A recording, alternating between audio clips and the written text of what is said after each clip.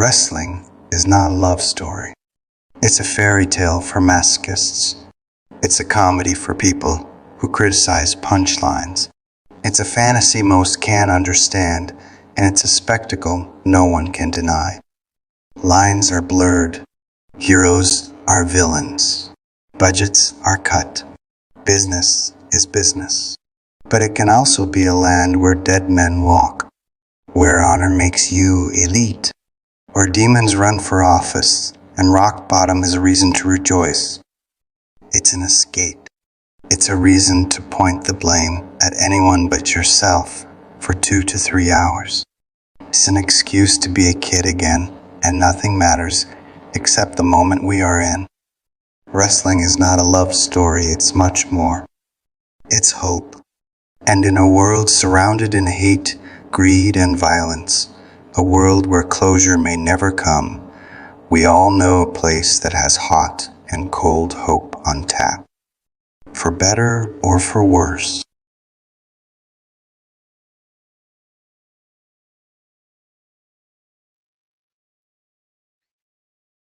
Hey, guess what? We're on the air now. What? Welcome to Talking Shttt. And I'm Mark. And of course, this over here is, Brian. Whatever. I don't see us on the screen, though. Are we not going to be on the screen? You don't see us on the screen. What the fuck's wrong with you? Do you see us on the screen? Are we on the show? The show? Oh. It's weird, dude. I literally don't see us on the screen. All I see in the middle is our logo and stuff going by. It's fucking crazy. I see your ugly ass on the screen. I don't see you on the screen. That's crazy.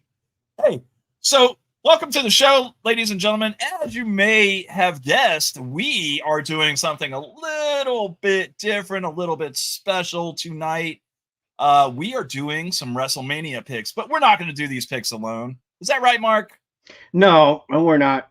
First off, I'm going to bring in somebody that I've been wanting to get on here for quite some time.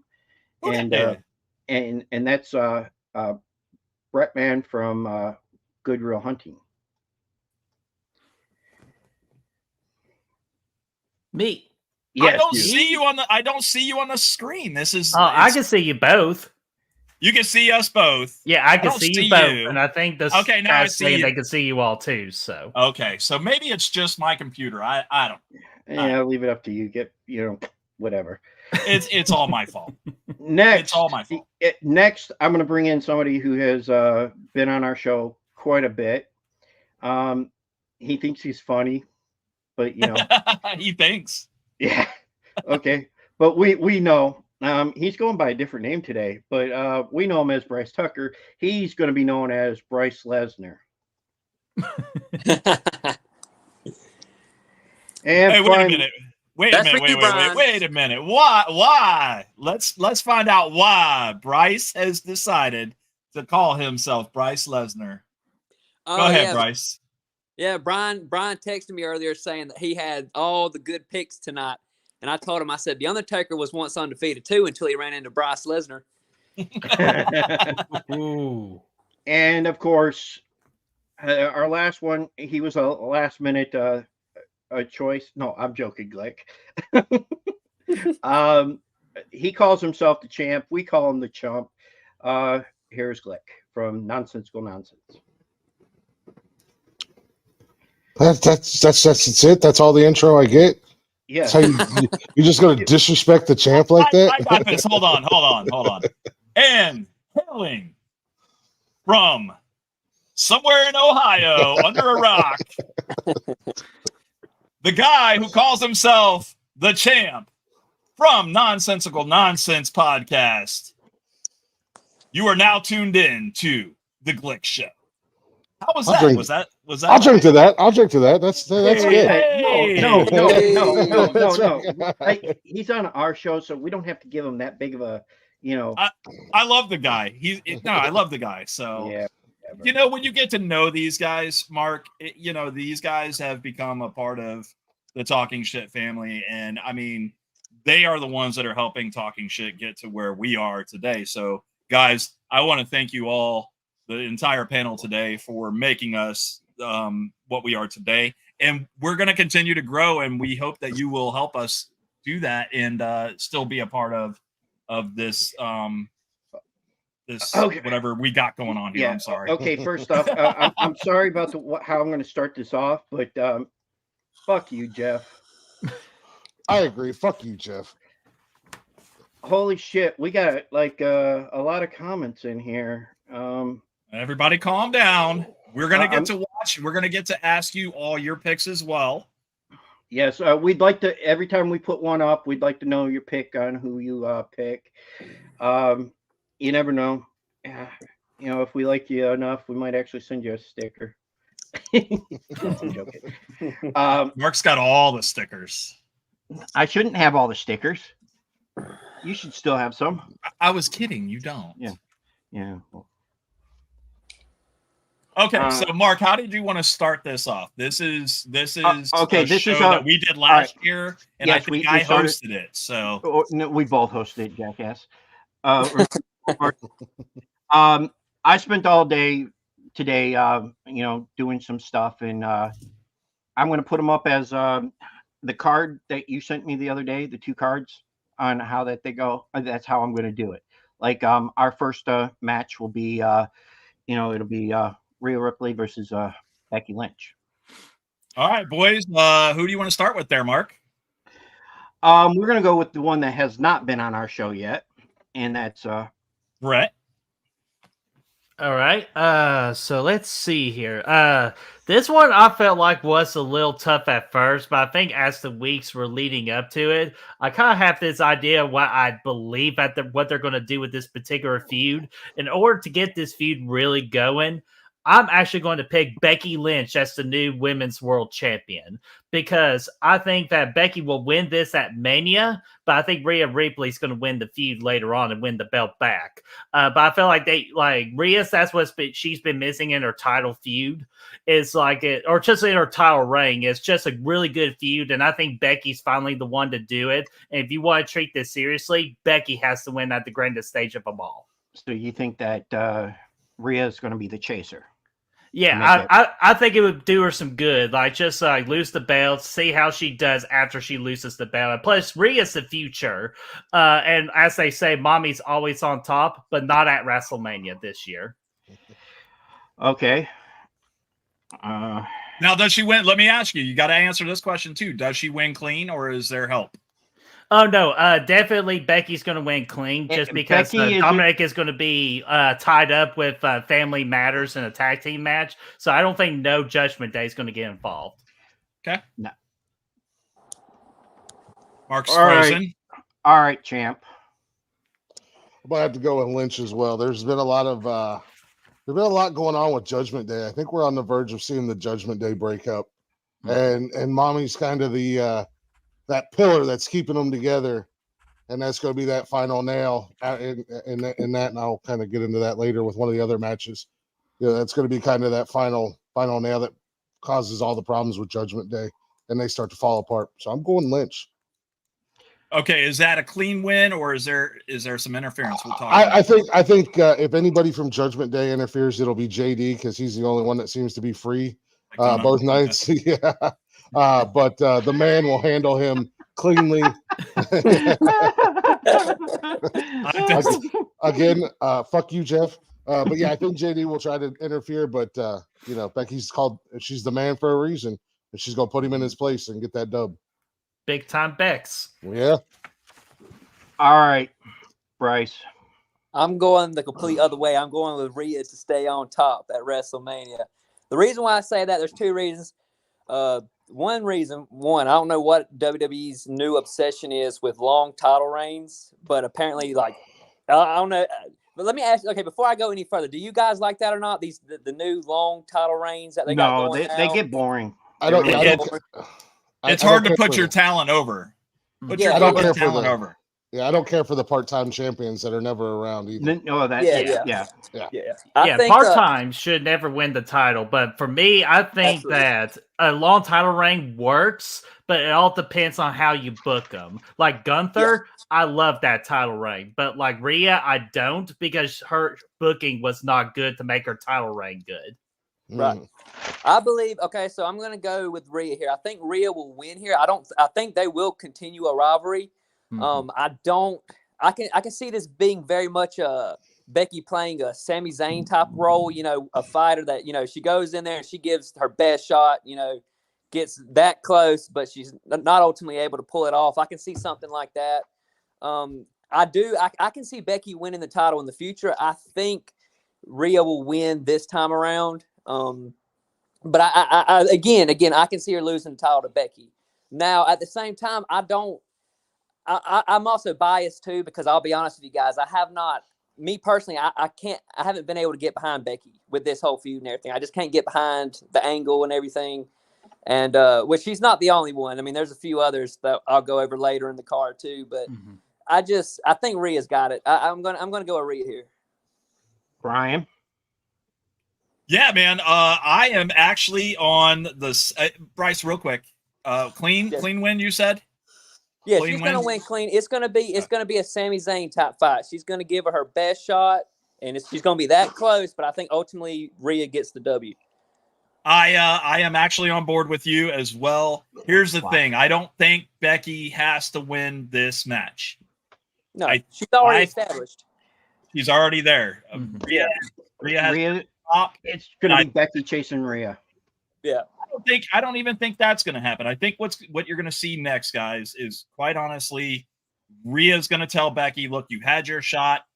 Here comes someone else. And I don't know who that someone else is going to be, but I think it's an up and comer, and we're going to talk about that later.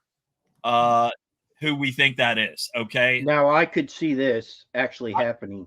I do call Rhea for the win, and I'm going to say it's not going to be a clean win, boys. I think that you're going to see Dom come to the ring, because remember, he just got knocked out by Becky Lynch. So this is what I'm calling. I'm calling Rhea dirty. All right, my turn. Unfortunately, I actually agree with fucking Brian. I think Rhea's going to win. I think the chase is going to be Rhea going forward and Becky going to chase that title, and because Becky's had all these types of challengers already, this past 2 months, instead of being having her whole mind towards the title. I think her mind will be different. I also believe that it's not going to be a clean win by Rhea. I think there's going to be maybe 1 or 2 interference, one by Judgment Day. The other one, I believe that Liv Morgan's going to interfere, because she's showing a lot. She doesn't have there's nothing at stake for her except to, stick it to both of these women. So we'll see. All right. Before we go any further, what's the definition of a dirty win? Are we talking about just interference or weapon? Interference, it's whatever you want it to be, really. A DQ kind of something where it's just not a clean win. Which, I mean, come on, it's Rhea Ripley, distraction or something like that. A distraction. Right. Well, that's where Liv Morgan's going to. It's going to be a distraction, and Becky's going to say, "What are you doing here? Why are you out here? Why And she's probably going to be out there to maybe even to take away from Judgment Day. I'm just saying that's what I think. All right, we got some bold predictions out there, boys. So hold on to your pants. Right. The next one is going to be the interesting one, because I don't see any one of us having probably the same one. And Brian, if I'll come over there right now and run your ass over with my truck. You already know what I'm going to say. All right, this is the tag team titles are up for grabs in the ladder match. Let me go first. Let me go first on this one. Okay, go ahead. We'll let you go first. Hear me out, y'all. Tell us who the winner, or before you do anything else, tell us who the winner will be. Okay, there's going to be 2 winners. Oh, Not you only listen, this is not only how they get the title off of Damian Finn without hurting Damian, but this is also how they get those titles away from each other. Brian, did you send him that TikTok? No. No, I'm telling you it. No, because look, they have not. Okay, for instance, Roman Reigns, right? He held 2 titles. Eventually, they made it into 1 title. They still have not done that with the Raw and SmackDown titles. So therefore, but they haven't said anything about actually. Actually, that's not the case. On an episode of Raw, Michael Cole did explain that both titles have to be taken off. So that means that a SmackDown team. Yeah, exactly. Yep. So that we are going to get separate tag team champs. But I mean, he could still, Okay, go ahead. If it's a situation, say like there's 2 teams battling on top, and one team comes down with a set of titles, and the other team comes down with another set of titles, I feel like it could be something like that where it could be, okay, well, this might be an opportunity for us to split them back up. Now, I'm not saying it's in the plans to split them back up. I personally feel like they need to split them back up. There needs to be a tag team on tag team champions on SmackDown. There needs to be on Raw, and not just the whole back and forth, show to show type of thing. I think. I'm looking at it right now.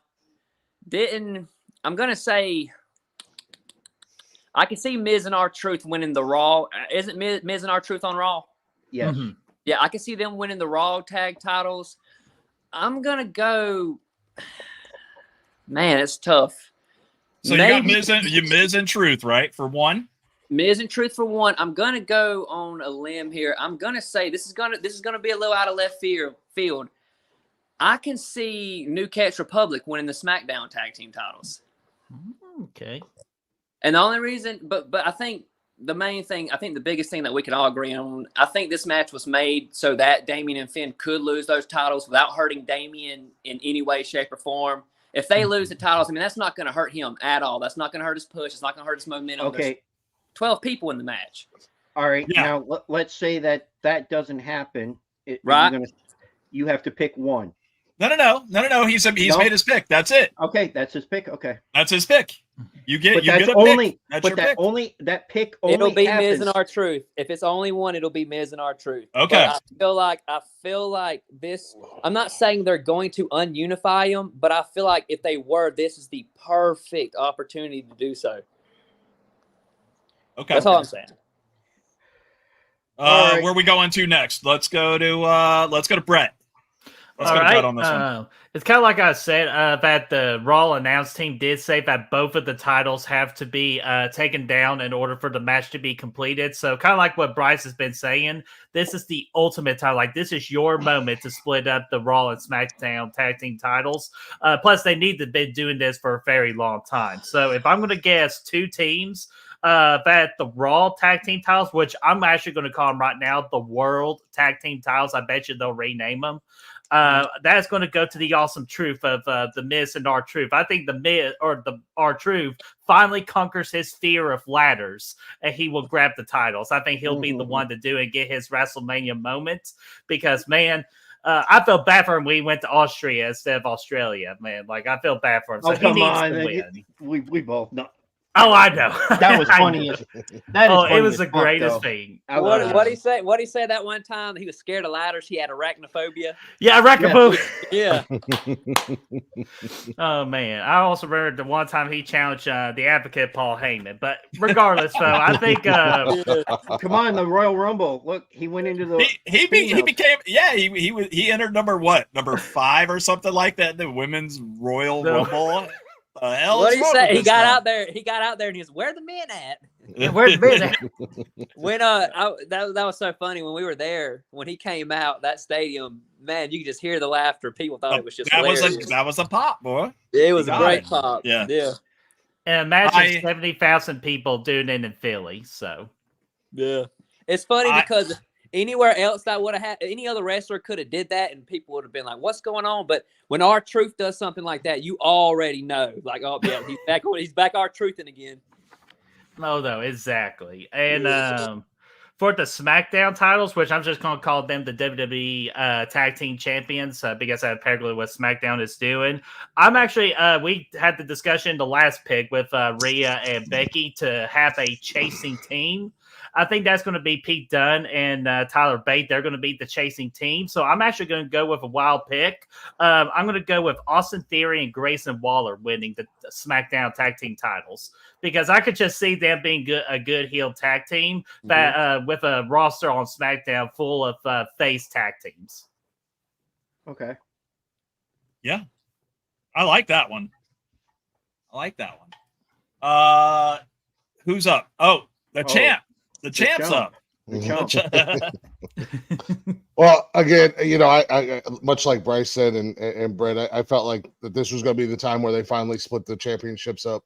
It's been a nice reign of having the unified tag or whatever, but I got to go with my guys, man. Awesome Truth. They're fan favorites. Really? Everybody loves our Truth. He every show that he's at, he gets a loud pop. You never know what's going to happen.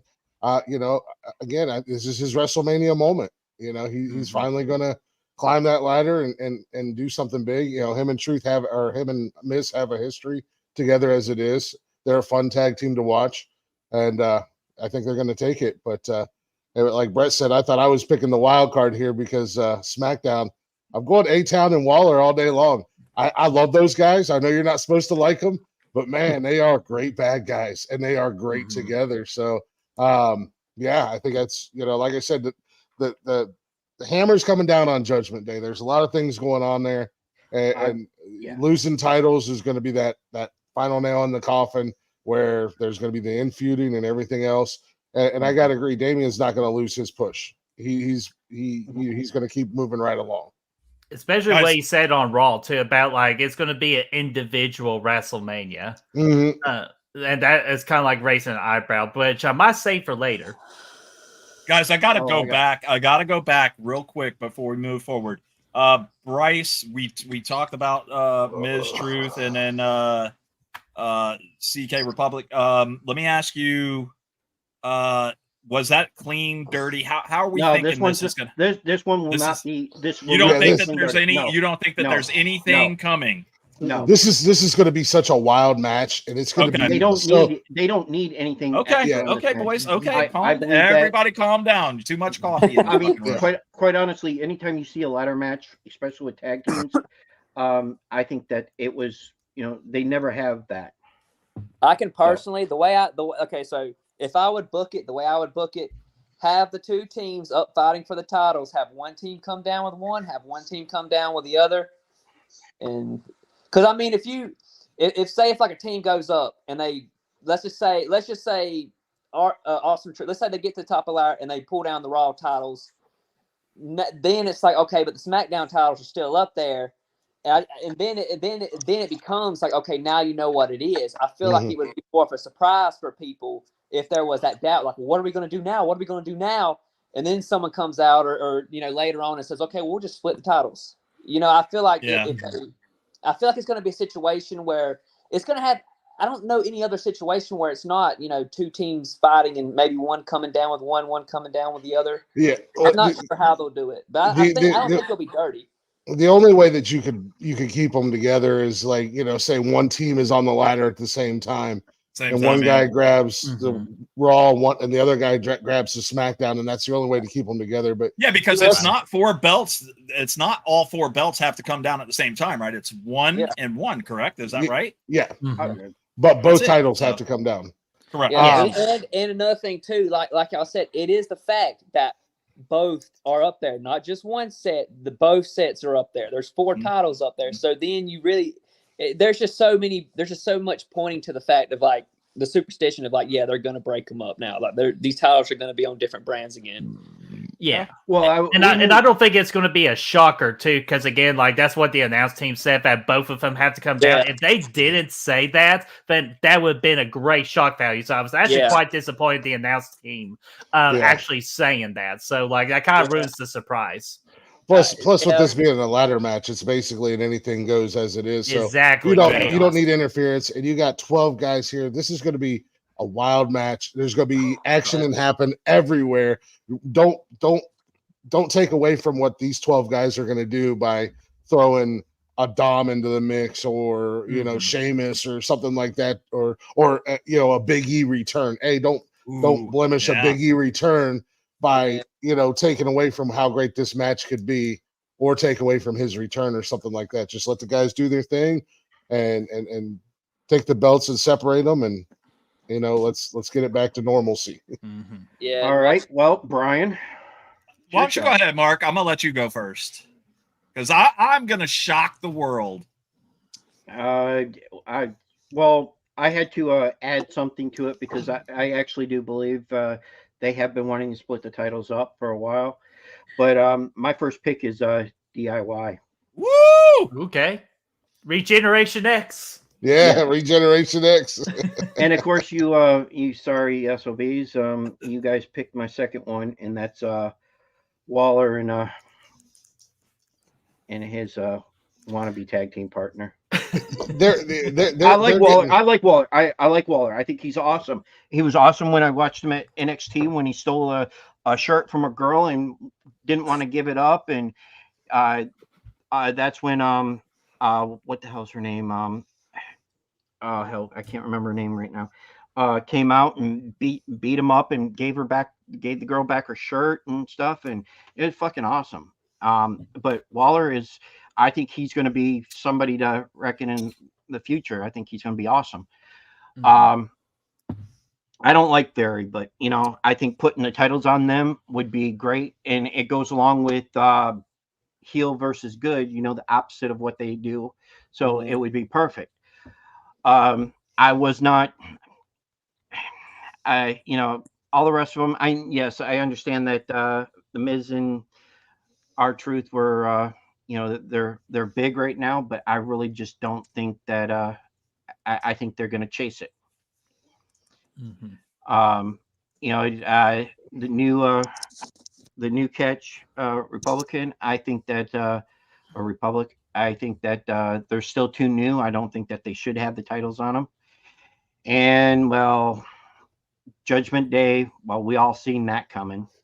To save face with, to keep Damian Priest, where he didn't lose.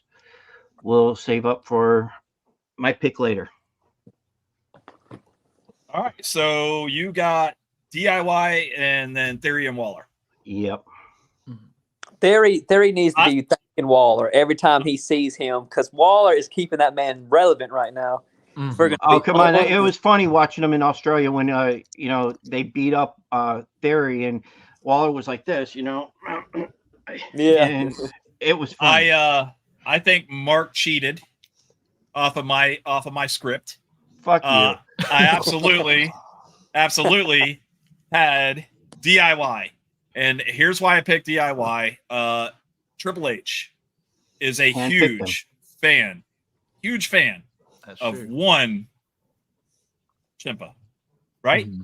Is he not? He's a big fan of both of them. He handpicked them himself to come in. So I feel that they get the win. I'm not sure. I don't care what title they get. I'm just going to call it. They're taking one of those titles. And then I think by happenstance, what we were talking about earlier, it's a look up and there's still a set of belts left. And there's a whole lot of something going on outside the ring. Grayson Waller looks over at his partner and they look up at the titles and they both climb the ladder and they both grab belts. So that's my pick, boys. I got Waller and then I got DIY. Hell yeah. There you go. You keep picking my picks, we won't win. Shut up. We got to have different picks. You cheated off of me, bro. I didn't send you anything.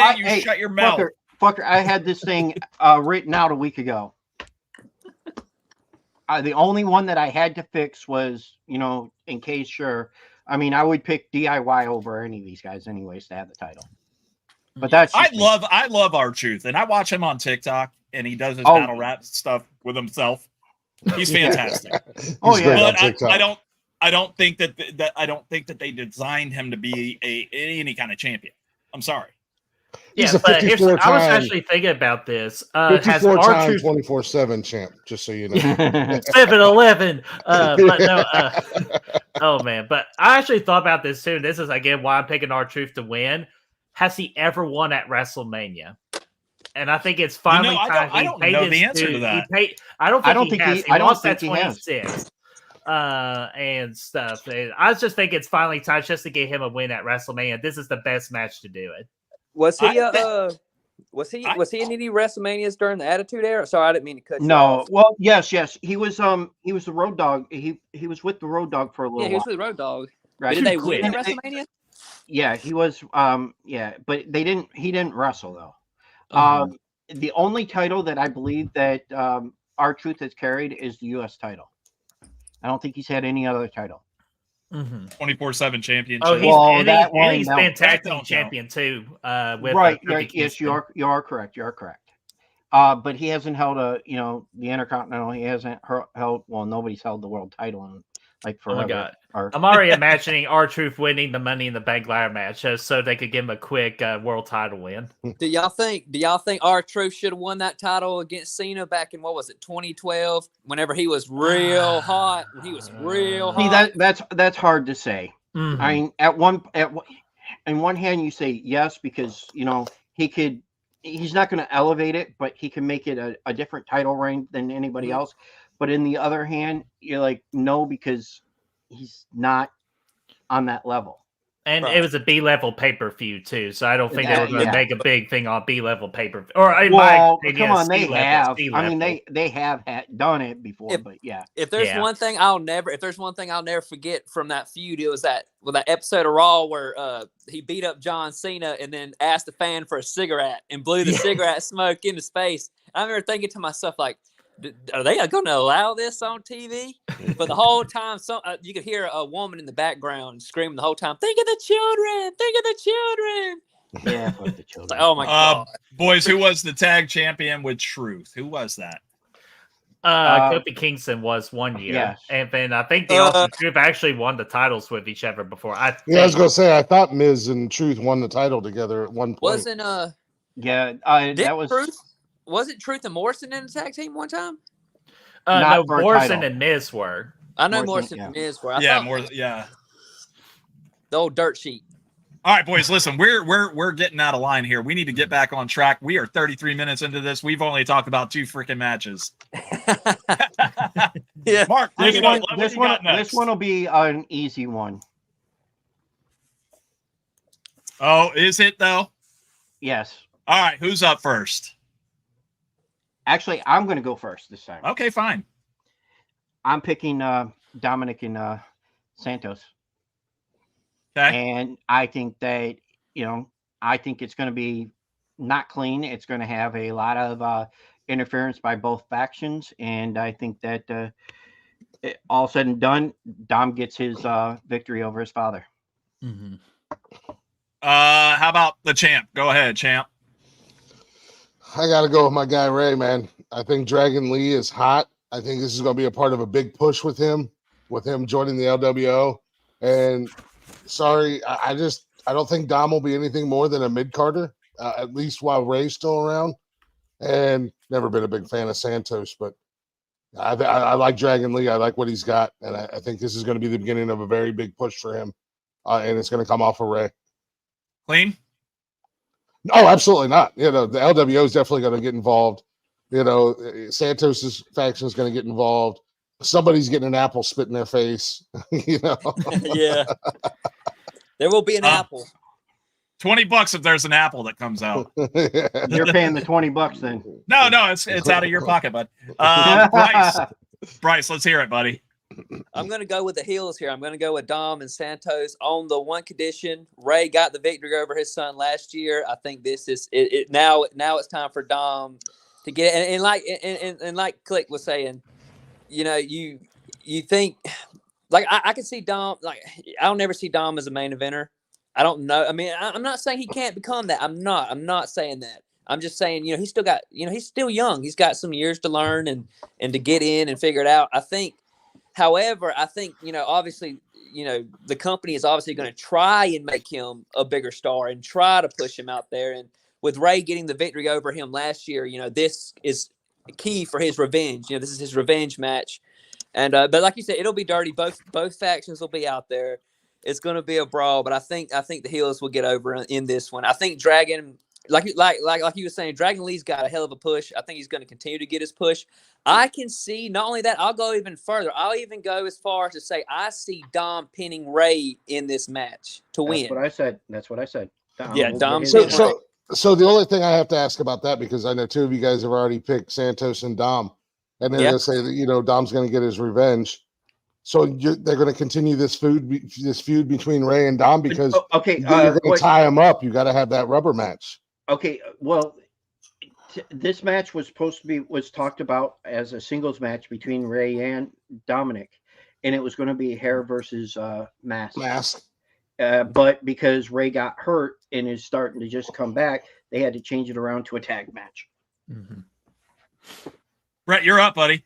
All right, I'll make this one a quick one. I'm just going to go with what most of everybody is saying is Escobar and Dirty Dom are going to win this match. Dirty Dom is going to pin Rey Mysterio, and some of my followers, the Real Hunters, I'll call my followers on the channel. They actually got ahead of me on this one. It was going to be my big secret for it. Carlito is going to spin apple in Rey Mysterio's face. Because Dragon Lee got picked over Carlito, and Carlito has been the one carrying LWO, so there's going to be some angst. But in a way, they're recycling the same storyline. Yeah, I know, but it's not perfect. Right, Santos got pissed off because Carlito was picked over him. But that will enhance their beliefs of Dominic and Escobar is saying, because he did it again, and then it keeps going as a trend. I mean, yeah, I can agree with that. WWE recycling a story? No, that's never. Yeah, but normally they not would that never soon. do that. But normally not that soon in the same storyline, though. You never see it that often. Cody Rhodes and The Rock Cody Rhodes and Roman. It's so fresh this year. It's like we've never seen that one before. Yeah, never seen that one before. Oh, all right, Brian. All right, it's my turn. I am on the Dom and Santos page because Ray is trying to put Dominic over. So I don't know how much more time Ray is going to be in WWE. Oh, what a dick. I don't know how much more time he's got, but I don't know about the Carlito thing. I don't want to say that it's true. I think Carlito needs to kind of go out on a good foot, and I think this is Carlito's last year with WWE. He has not signed an extension on his contract, so I'm going to out for half the year of his contract too. Well, Carlito spinning the apple in Ray's face, you guys got to admit that's cool. That is cool. I think too, Ray. I think it is going to be a dirty match, though.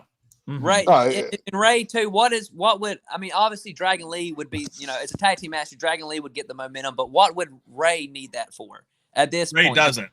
He don't need it. He does not need it, and I think. And like I say, Ray takes the pin. It doesn't hurt Dragon Lee. Also, it doesn't hurt his momentum. Right, Dragon Lee not at all. Yeah, I think that at one point in time they wanted to take Dominic off of TV altogether and bring him back under a mask. Do you know what his name would have been? No, his name would have been Prince Mysterio. Ass. Yeah, I'm glad. Yes, thank God they didn't go with that fucking. Ray Mysterio already didn't go with that. New guy. Who is this new Mysterio guy? Ray already owns the name to it. So I mean that was the biggest thing. Okay, now we're gonna get down to the fun part. All right. It's brother versus brother. Ooh. Yeet. Yeet. Yeet. No. Yeet. Yeet. Yeet. And Brian, we're starting off with you. Oh man, here is something. This is going to kind of ruin. You're a dick. What? Me? You're picking Jimmy. No. Wow. I'm actually picking a no winner. No winner. Ooh. No winner, and the reason why. I feel like there is going to be too much interference from the bloodline on both sides of this. Bloodline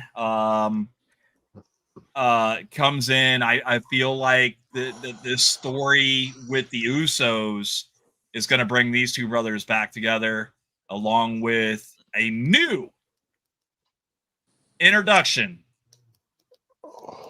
of family. And this is going to lead us into night 2. So I cannot call a winner on this one, boys. I'm going to say this is a Draw. disqualification. It's a draw match. It's a DQ. There is no winner in this. I wanted to call Jay as the winner on this, and I sat and I thought about it, and I said, if WWE has any fucking common sense whatsoever, if they have a good storyline for us for WrestleMania, this is what happens. So this is what I'm going with. Do you really think that they're going to put Jay back in with the bloodline right now with him being so hot on Raw? No. I'm not even saying that they're putting him back into the bloodline. I'm saying that Jimmy and more family start to go into another direction is what I'm going with. Oh, so you think that Jimmy and other family members are going to make their own it's not Solo. No, Solo's going to stay with the wherever. They still have like 47 brothers And cousins to choose from. All right, Bryce. I'm going to. Okay, so here's something funny. I know the whole history. Every 15 years, you have a brother versus brother match. Yeah, there's only been 2 in the. Okay, hear me out. WrestleMania 10, Owen versus Brett. Owen's the heel. Owen goes over. WrestleMania 25, Matt versus Jeff. Matt's the heel. Matt goes over. Not only is this is going to tradition is going to keep going. I got Jimmy Uso getting one over on Jay here. Because I'm going. Listen, I am. This is more of a biased pick. I'm going with history here. In history, all brother versus brothers at WrestleMania. The heel goes over, and the reason 9 times out of 10, the baby face is rolling a harder streak. Matt got jealous at Jeff. Owen got jealous at Brett. Jimmy got jealous with Jay, seeing what all Jay was doing, winning the tag titles without him with Cody. And so I feel like in that situation and just the way history is played out, I'm going to pick the heel here. I'm going to pick Jimmy to get one over. It's not going to be clean. It's going to be dirty, obviously. I don't think it's going to be a bunch of problems. I think it's going to be one Solo problem. And I think Solo is going to – I think that's going to be what it is. And, I got Jimmy going over here. Let's go back real quick before we move forward. I want to answer this question. Will their father get involved in this match? I don't think yes. He should have gotten involved in a segment. What, smack both of them on their asses and say, get along? That was going to be part of my pick. Hold on. I feel like we're getting there. I feel like Ben got involved. If that was the case. Brett's going to go first. Oh, no, that's okay. Like, some of my people I deal with at work do call me Brent, so that's not an issue. So you're good. Yeah. I'm just going to go easy. Yeet. I'm going with Jay. Solo is going to get involved, but what Chester said about Rikishi, that should have been a segment. That was the most disappointing thing in this feud is that Rikishi, they should have done a segment. Rikishi trying to calm him down. Jimmy attack Rikishi. And then even it gets more like a blood feud in this. So that's my most disappointing thing. So this is just going to be a regular match. Solo will try to get involved. Jay wins. Okay, champ. Oh, I can't believe I took time out of my life to come on this little podcast. Oh, you're welcome, by the way. Yeah, I just like how you can call me the chump, but I flexed a little bit of muscle and got my way and got on here tonight. So let's be honest, I guilt tripped you, but I got to go with my guy. Yeet. It's Jay all day. Solo is 100% going to get involved. The only difference is the first surprise of WrestleMania, Papa Rikishi's going to show up and stand in between Solo and Jimmy and Jay. And after the match, Rikishi's going to get involved again and basically tell the boys knock their stupid shit off and make it happen. And then they're going to, down the road, they'll start working on things, but down the road, not immediately, We're going to see the Usos back together. I think there is going to be. I know there's another brother in the Indies right now that he's getting a real big push. Yeah, I think we're going to see him very soon make his way up, and when he shows his face, there's going to be a feud between him and Solo, and eventually the four brothers will come together. But I think the first surprise of Mania this year is going to be an appearance by Rikishi. Oh, champ, you got me so excited there because what would be awesome is Jay wins and Rikishi comes out, and Rikishi and Jay get the glasses on, and then they start dancing at WrestleMania. All right, my pick, I pick Jimmy. Oh, Bloodline. Yeah. Hey, Bloodline will get involved. I don't think Rikishi will be involved in this one just yet. I think that's going to be down the road still. But I do believe that since they already signed him, that another brother will be involved. And it won't be Solo. Fatu. That's right. Fatu, Batu, Patu, whatever. He signed with them. He signed with them a little while ago. They just have not announced it. So it's going to be interesting to see on how they go about doing this. So that's as a dirty. The Rock showed it on right. the family tree. You know that signing was going to happen. Yeah. Oh, yeah. Well, even the brother that you were talking about, and from New Japan, the family from New Japan that just left. You've seen from Major League Wrestling, where the brother just left, and they're not signing with anybody but WWF. Or okay. Yeah, say it. Yeah. Do it. 1999. WWE That's is what we remember. Yeah. Right. By the way, back in the day, it used to be called the WWF. Not sure if you knew this or not. I know. The wildlife people got all upset. Yes, they did. Stupid pandas. I will say, boys, my son is a big wrestling fan, and he's making picks right along with us. Yes, in the background. Yes. Hey, tell him. Yes. Hey, tell him we'll put those in our consideration too. But if he wins, it does not count. He has to say he's the champion. Well, listen. No, he has to say he's the champion. You send me. Glick. You send me his picks. If he wins on your behalf, you keep the title. Yeah. If not, I don't want you to have to drop the title to me.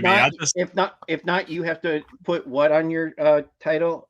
So if Mark, or no, actually, you know what? This is between Brian and I. Yeah. Yes. If Brian beats me in picks, I do have the spare belt because I got a defective belt. So they sent me a second one for free. You guys can see that nice, beautiful thing. So on the backup belt, which is the one that I wear on the show more often than not, I'm going to put the sticker that was sent to me on that belt, and I will give you your rightful championship victory announcement. But not on your. I love it. But not on your shoulder though. No, I'll just hold it up. Gotta hold it up. Yeah. All right. I love this. However, yeah. However, that was my question. It's all risk, no reward for me. We'll figure out something before. I got you. I'll figure something out. Yes, we'll come to a head. He already calls himself. You like beer? I do like beer. You like beer too. Yes. Is there a brewery close by to you? There's a lot of breweries close by. I live in Ohio. I got you. I'll take care of you. I live in North Florida. We're a bunch of drunks like you guys. No, Cash already calls himself the Champ Junior. I don't know where he gets that ego from, but yeah, we know where that comes from. All right, our next match. Oh yeah, Damage Control. And I'm gonna be nice. I'm gonna go first this time and get that out of the way because quite honestly, it's an easy, down to earth match. It's no interference, nothing at all. It's gonna be Jade. It's gonna be Jade, Belair, and Naomi's match because I don't think that they're gonna give Jade a loss for her first match. Mm-hmm. Who gets the pin? Jade gets the pin over. I think. I don't care who. I just want to know which one of these women you think gets the pin. Jade. All right, nothing dirty. It's a clean match. You think? It's a clean match. I do not think this is going to be a dirty match at all. Is there any surprises coming in this match? Period. No, I don't see no surprises. I think this is going to be an interesting match. Back and forth match, but I do not see it being a dirty. I don't see anything unless they have something up their sleeve. I don't see it being anything. Guys, can I go next? Is it okay? Can I? Fuck no. All right, I agree with Mark that Jade gets the pin. However, this is where Bianca turns heel. I don't see it being happening. It is happening. Jade will need good competition, and I think that Jade versus Bianca is going to be an absolutely fantastic match. I think that would be a great match. I think that should have happened this year, but but I don't see. No, I disagree with you on that one. But you're allowed your opinion. Who's next? Your opinion Brett sucks. Brett's all up. right. I'll make this easy. Bianca Belair continues her undefeated streak at WrestleMania. It's not going to be wasted on this match. So it's going to be Naomi, Jade, and Bianca winning. Jade pins Dakota Kai. See, that's what I was thinking. Because Dakota Kai could take the pin and not the tag team champs. Right. I think at WrestleMania, all the titles should be on the line. Yeah. And to answer the thing for Brian real quick, if anybody will go heel, I suspect Jade Cargill going heel and feuding with Bianca, because Bianca is like the female John Cena at this point. They're not going to turn her heel anytime soon. I mean, Jade was a great heel in AEW. She was absolutely fantastic. Imagine with Triple H, they could even make it better. And quite honestly, if anybody's to turn heel, and I haven't seen it in a long time, and that would be Naomi. And so she's stuck with where she could be with the bloodline. Yeah, all right, exactly. So Brett, you had Bianca with the pin, right? No, Jade pins Dakota Kai. Jade, okay. Click. Well, I'm gonna go ahead and I'm gonna kind of the consensus here, because obviously Jade's not gonna come into her first match and take an L. She's definitely gonna get the pin. However, I don't think Bianca's gonna go heel. I think if anybody goes heel here, it's gonna be Naomi. However, the caveat is Bianca and Jade are going after those tag team titles after Mania, and they're gonna take them with ease. And then when they lose, that's when one turns on the other. And this is a clean match. This is a clean match, right? I think it's going to be a clean match, because if anybody watched AEW, Jade already had a heel run, and I don't think she was a very good heel. So I'm excited to see. I don't think she's a very good wrestler. I don't think she's a very good wrestler either, but she might get better in WWE. But I'm excited to see this face run with her, and I think teaming her. So you got Naomi going. You got Naomi, the Queen of Glow, going heel, bruh. And the only reason I say that, because nobody would expect it. I think to see a Bianca heel turn, not that surprising. At this, she's been face for a long time. Jade, she was a heel in AEW, but Naomi's been just a face forever, and that would be the most shocking thing.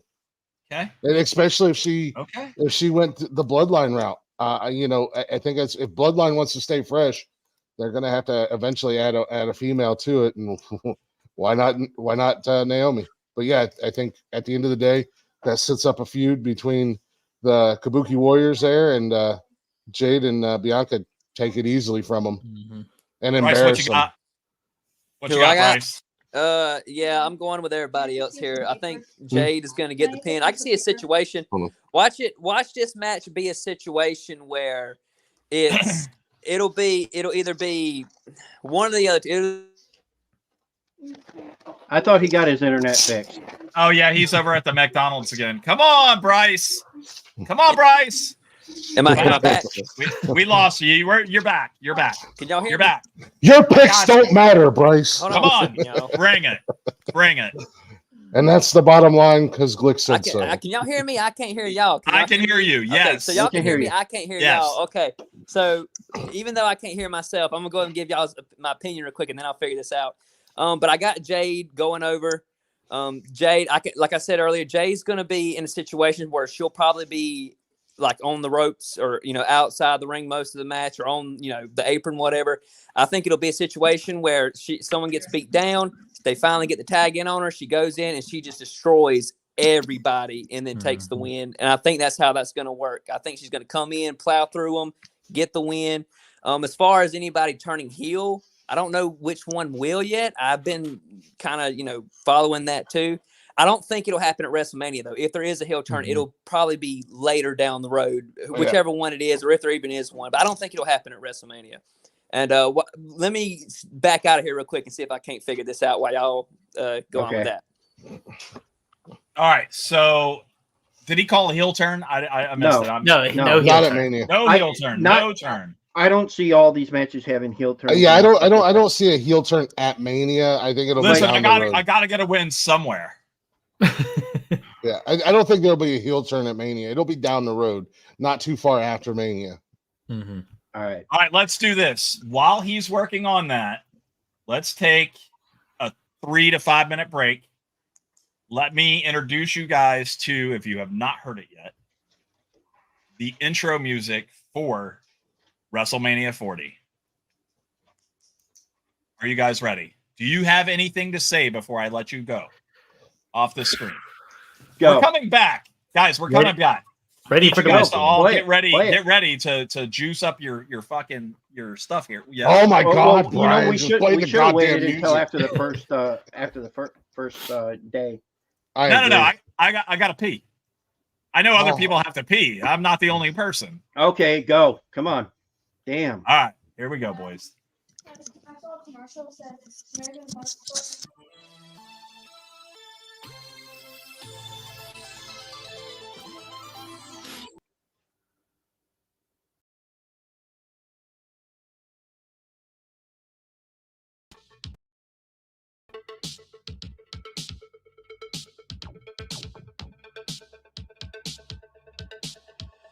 It's 5 a.m. my time again. I've soaken up the moon, can't see. It's 5 a.m. my time again. I'm calling and you know it's me. I'm pushing myself further. I'm just trying to feel my heartbeat beat. I wrap my hands around your neck. You love it when I always squeeze. It's 5 a.m. I'm high again, and you can see that I'm in pain. I've fallen into emptiness. I want you 'cause we're both insane. I'm staring into the abyss. I'm looking at myself again. I'm dozing off to REM. I'm trying not to lose my faith. I love it when you watch me sleep. You spin me around so I can breathe. It's only safe for you and me. I know you won't let me OD. And if I finally die in peace, just wrap my body in these sheets and pour out the gasoline. It don't mean much to me. It's 5 a.m. I'm nihilist. I know there's nothing after this. Obsessing over aftermath, apocalypse, and hopelessness. The only thing I understand is your sum of tenderness. Oh baby, please just hold me close, make me believe there's more to live.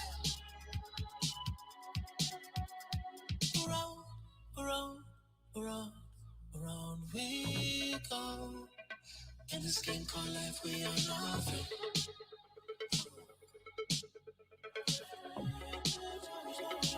And I love it when you watch me sing. You spin me around so I can breathe. It's only safe for you and me. I know you won't let me peace. Just wrap my body in these sheets and pour out the gasoline. It don't mean much to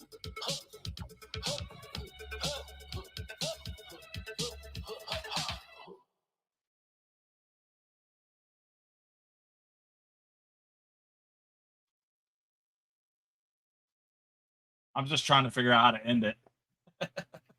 Just end the whole thing.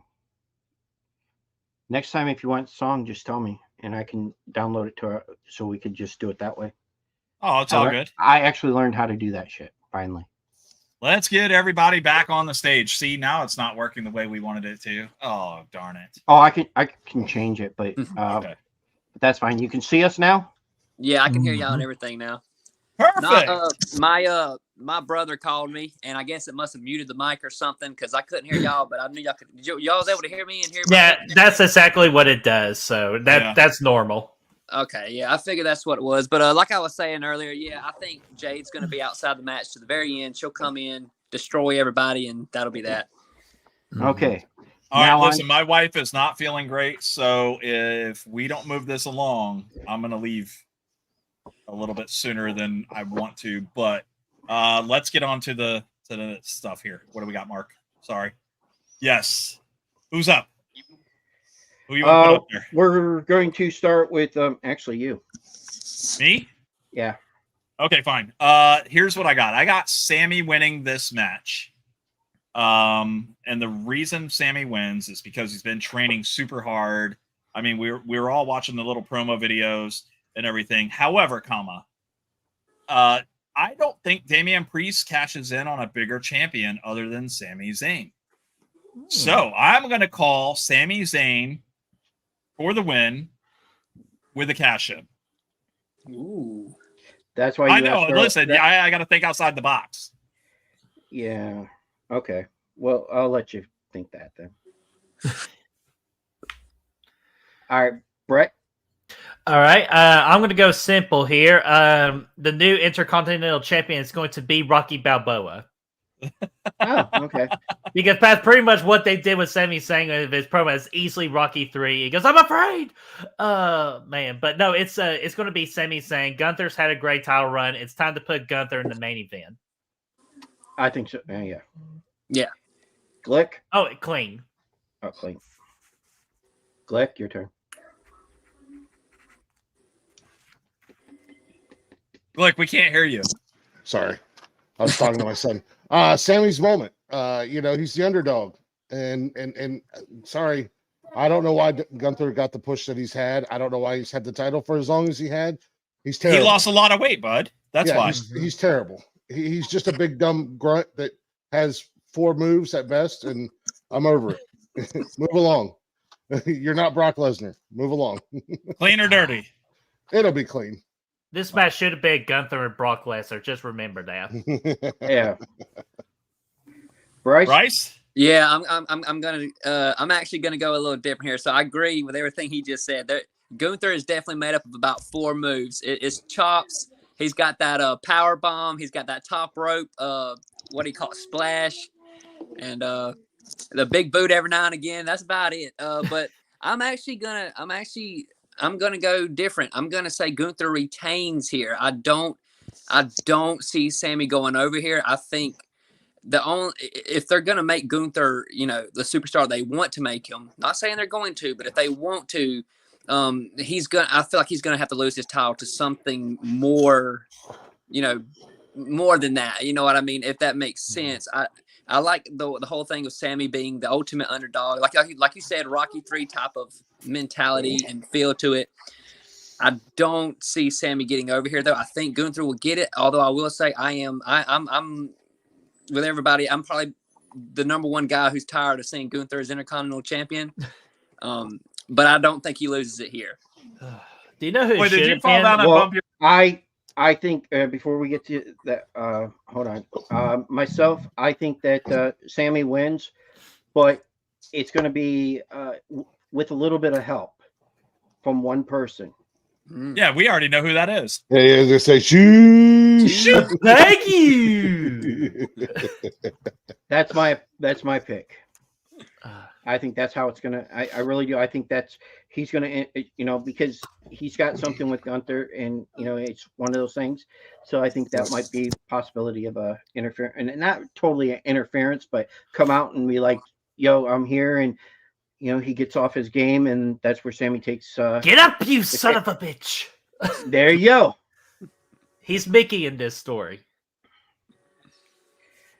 What's All next? right. We are down to the main event for day one. And this one, Glick, you get to go first. All right. Well, we were kind of talking about this. Unfortunately for Cody and Seth, they are taking an L. It's going to be dirty as fuck because they're setting them up for the bloodline rules and stacking all the odds against Cody that they possibly can at night 2. And I have a prediction for night 2, and I'll get to that when we get to that match. But they are 100% stacking the odds against Cody, and Seth and Cody, unfortunately, are going to get a beatdown by the bloodline. I think so. I agree. And I hate to pick The Rock and I hate to pick Roman because I can't stand either one of them. I never liked The Rock back in the day. I thought he was trash. All he had was catchphrases and an elbow and a rock bottom. And Roman Reigns, the only thing he's been able to beat by himself has been leukemia. Oh, I'm fucking sick of him. He's not a headliner. He's not a main eventer. He's not the face of WWE. Yeah, he's a goddamn part-timer. He's the longest reigning champion thus far, boys. I beg to differ. I feel like I've held my title longer than he has. All right.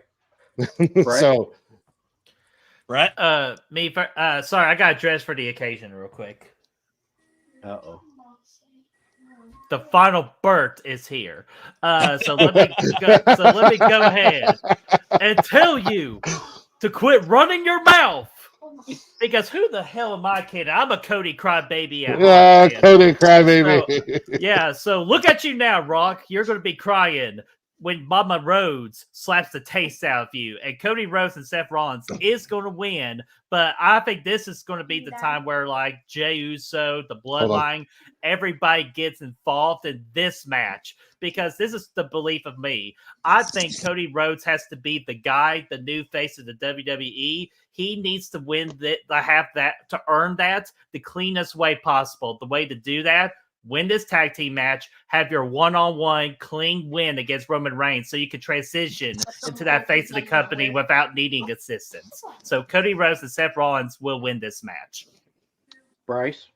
For a little while there, I thought Cody and Seth, but I think really what it comes down to is, like, if you're going to tune in on Sunday night, what sounds better to you? Would like, and obviously it's all opinionated, but would you rather see a clean fight, or would you rather see bloodline rules? And I think, like, most people, I could be wrong, I think most people would like to see the bloodline rules just because of the case of, like, the unknowing of what could happen.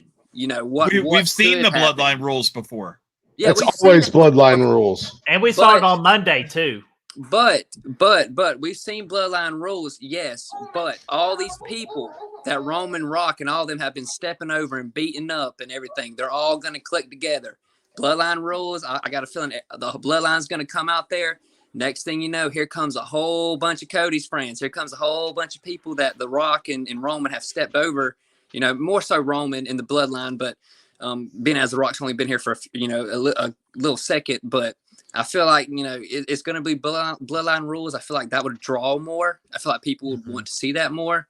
But I think Rock and Roman are going to go over here. I think like you said, I think it's going to be very dirty. I think it's going to be a situation when they close the curtains, like there's going to be babies crying. You know what I mean? Like people are going to be very upset at the. I think Rock and Roman aren't just going to beat them. I think they're going to beat the absolute hell out of them. Is what I think. Okay, Brian. Oh boy, here we go. So this leads me from the match where I was telling you about the Jimmy and Jay and why there's not going to be a winner and this is where the breakdown starts to happen. This breakdown is going to lead into this match. This is what I feel. I feel that Hollywood Rock is going away. He's slowly starting to go back away, okay?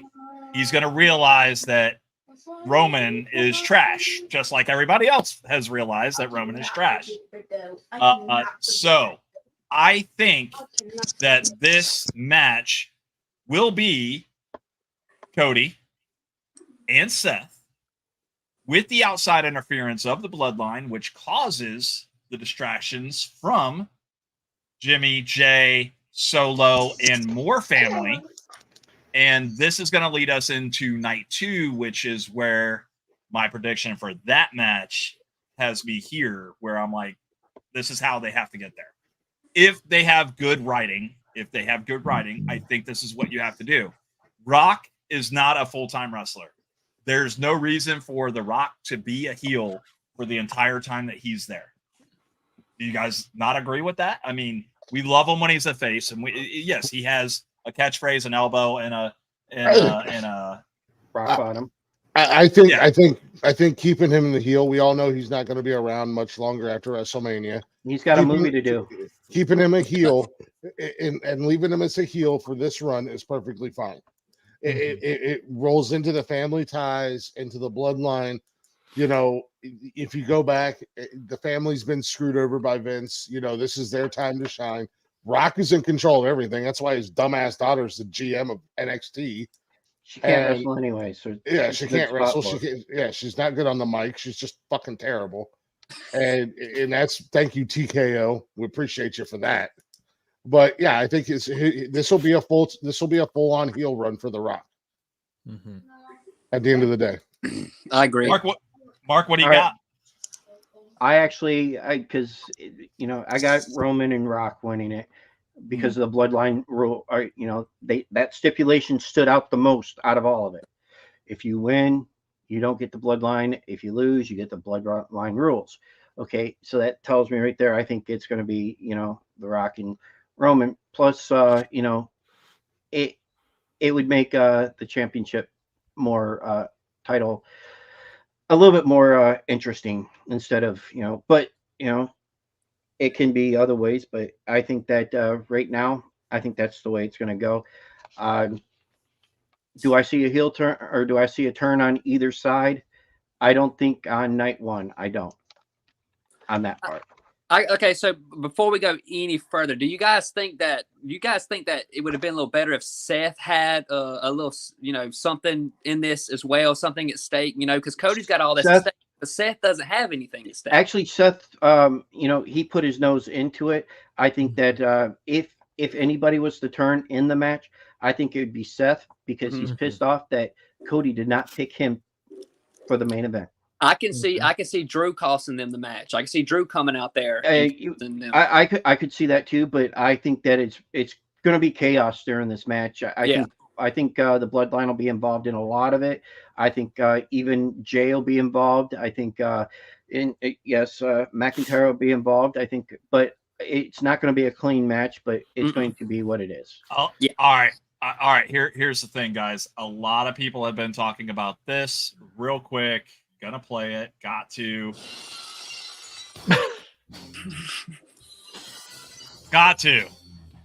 Oh, you mean the Stone Cold and John Cena stuff? I don't think that they're going to be. I don't think they're. If they do get involved, I don't think it's going to be in that match. I think it'll be in night 2. It'll have to be in night 2. I feel like. Are you talking to us? Yeah. Can you hear me? Sorry. Yes. A good podcast host would have held on to that until we got to night 2 main event. You're fine. I'm just trying to help you out here, buddy. I know it's not my show, but if it was on my show, that's how the champion, an actual good podcast host on a little podcast. Okay, that's it. Hold on. So did y'all pick The Rock versus what happened? It must have been to the left. But did you all pick The Rock and Roman to win? Yeah, most of us except for Brian. Yeah, Brian. Yeah, or not? Yes, Brett, you and me picked. You and me picked Cody. And yeah, I mean, I think that there's a way that they're going to win this. And here's the thing, man, because they keep talking about Bloodline rules. We've seen it. It's trash. It's nothing. It's just and also this past Monday too. Well, exactly. Nobody cares that it's Bloodline rules. We don't want to see that. Nobody wants to see that. I don't. Well, it's not so much that they were Bloodline rules. It's just all of Roman's title defenses in the exact same way. Right. Solo, Jimmy, Jay. Change it up. Yeah, like now. I mean, okay, I do agree with you on that, but just for some reason, I think it's just to get everybody interested in the title reign. Oh yeah. So having a Bloodline rule. I feel like as like you said, Roman cheating to get over so much. I would almost like to see it blow up in his face and him get screwed out of it. I mean, I really would. I feel like that would be. Hold on. Perfect karma. Okay. Perfect karma. Well, we got. Okay, this is night 2. We're gonna start. All right. Night 2, the World Heavyweight Championship. Seth Rollins versus Drew McIntyre. Not a fan of Drew, dude. Brett, not a fan. You get to go first.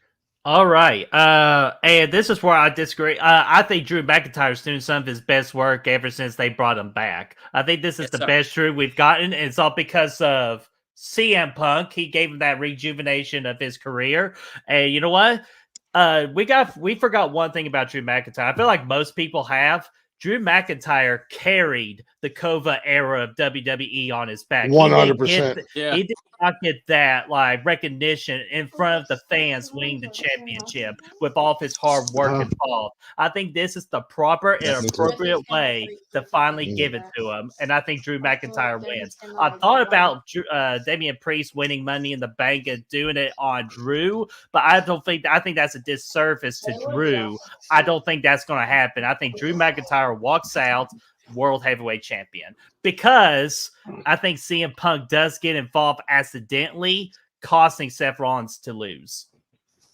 All right, I'm going to go next because I'm going to go next. Shut up! You don't get to say so. I say Seth wins this. With I think CM Punk will he'll be physical in the match and cost Drew the title. And I believe this is where the cash-in happens. Priest wins the title on night 2. God, poor Drew. But no, it sets it up for the next pay-per-view. It's in Scotland. Right, you picked Drew, right? Yeah, I did pick Drew McIntyre, no cash-in, and Punk accidentally gets involved and hits Seth. I think it's the other way around, but I think in the end, I think Damian Priest cashes in on Seth. Let's go, Bryce. All right, I'm going with McIntyre all day, every day. I feel like this is his moment. If going in retrospect, it wasn't supposed to be his moment. It was supposed to be Punk's moment. Punk got hurt. Drew stepped in, and Drew knocked it out of the park, in my opinion. Stepped in immediately. And what's so funny is this past year, like Seth and Drew fought a few times this past year. Seth beat Drew a few times this past year. But this Drew just feels different. This isn't the Drew McIntyre from a few months ago. He's more entertaining, actually. He's so entertaining. And when he gets on the mic and the things he said, like the thing he said about Punk, Punk should be sending me thank you cards because I'm the only thing keeping him relevant right now. And just cold. Oh, the rehab joke was the best. Oh yeah.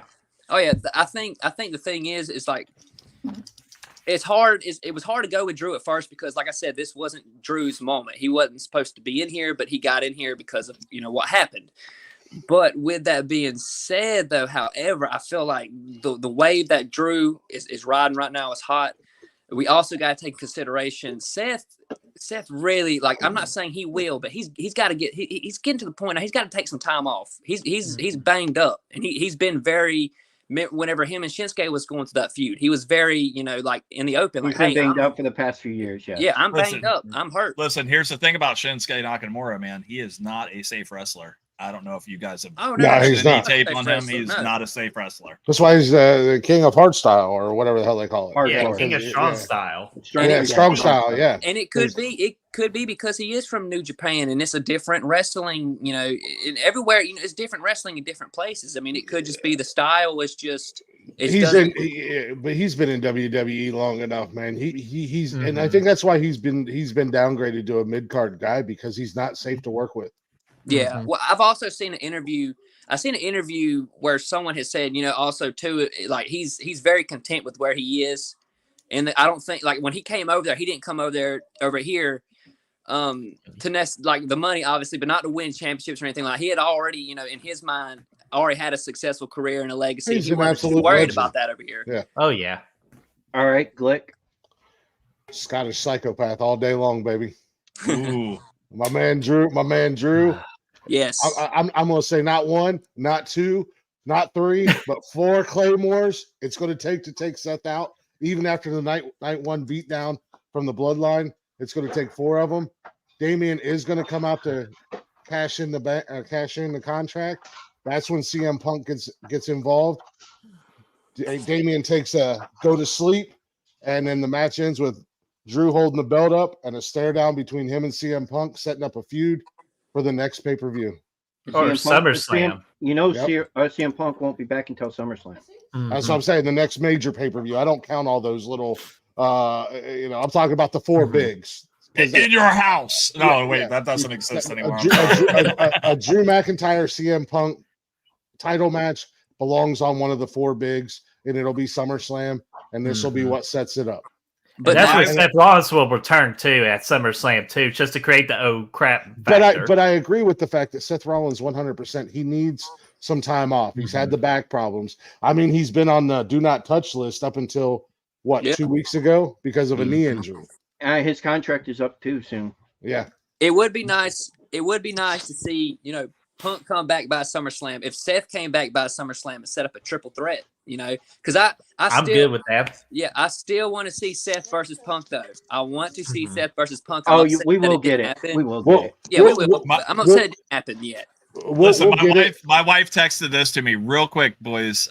Before she didn't put it in the comments, but when she hears who is coming to the stage when that music hits for Shinsuke Nakamura, all she knows him by is shit stain Nakamura. Shit stain. I love his music, dude. I love Shinsuke's music. I wasn't a fan of it when Madcap Moss was out there with the fucking guitar. No. Rick Boogs. Rick Boggs. Rick Boogs. Yeah, the Boogs. Boogs. All right, Brian. Okay. I wanted to pick Seth in this, and I can't. Here's the thing. It's going to be Drew McIntyre. I'm not a fan of Drew McIntyre. But Drew wins. I think it comes from the interference from our humble commentator. And I think that he gets in Seth's face, and it causes that Claymore to happen. I think that's when you get the first Claymore. Then you get a second Claymore, and Drew is just going to be relentless. He doesn't want Seth to get up. I think that I think it was Glick that said 4 Claymores. Is that right? I think that we're close. I think that 3 probably does it. I think that 3 does it for Seth. I think that Seth tries to go for the curb stomp and misses wildly, ending in a Claymore, and that's when we get the final. The fourth one is just the icing on the cake. It's unnecessary. Icing on the cake. But that's what I said. The Scottish psychopath. We're going to get to see a little bit of that. To be the heel. He has to be the heel. Right. So, and they're definitely going to. You can look out in this match, and even the match the night before. They're definitely going to go at the fact, Seth obviously coming off the knee injury and stuff. That's definitely going to be the point of attack in the match, and the match before with the tag team match the previous night. Yeah, they're definitely going to use that as excuse. And I wouldn't be surprised. If they beat down Seth, and that's a good way for Seth to lose on night 2 too. He takes his ass whipping on night 1, and and then make him disappear for a while. After that. Well, that's why I said even after the beatdown, it still takes 4 Claymores to take Seth out. Not to take anything away from him, because he's a great performer. He's great on the mic. He's great in the ring as a wrestler.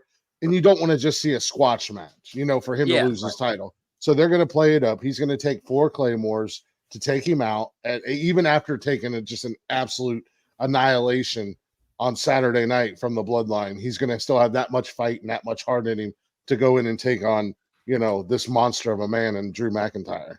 Like, what do you think? Bonus points if it's exactly four, Claymore?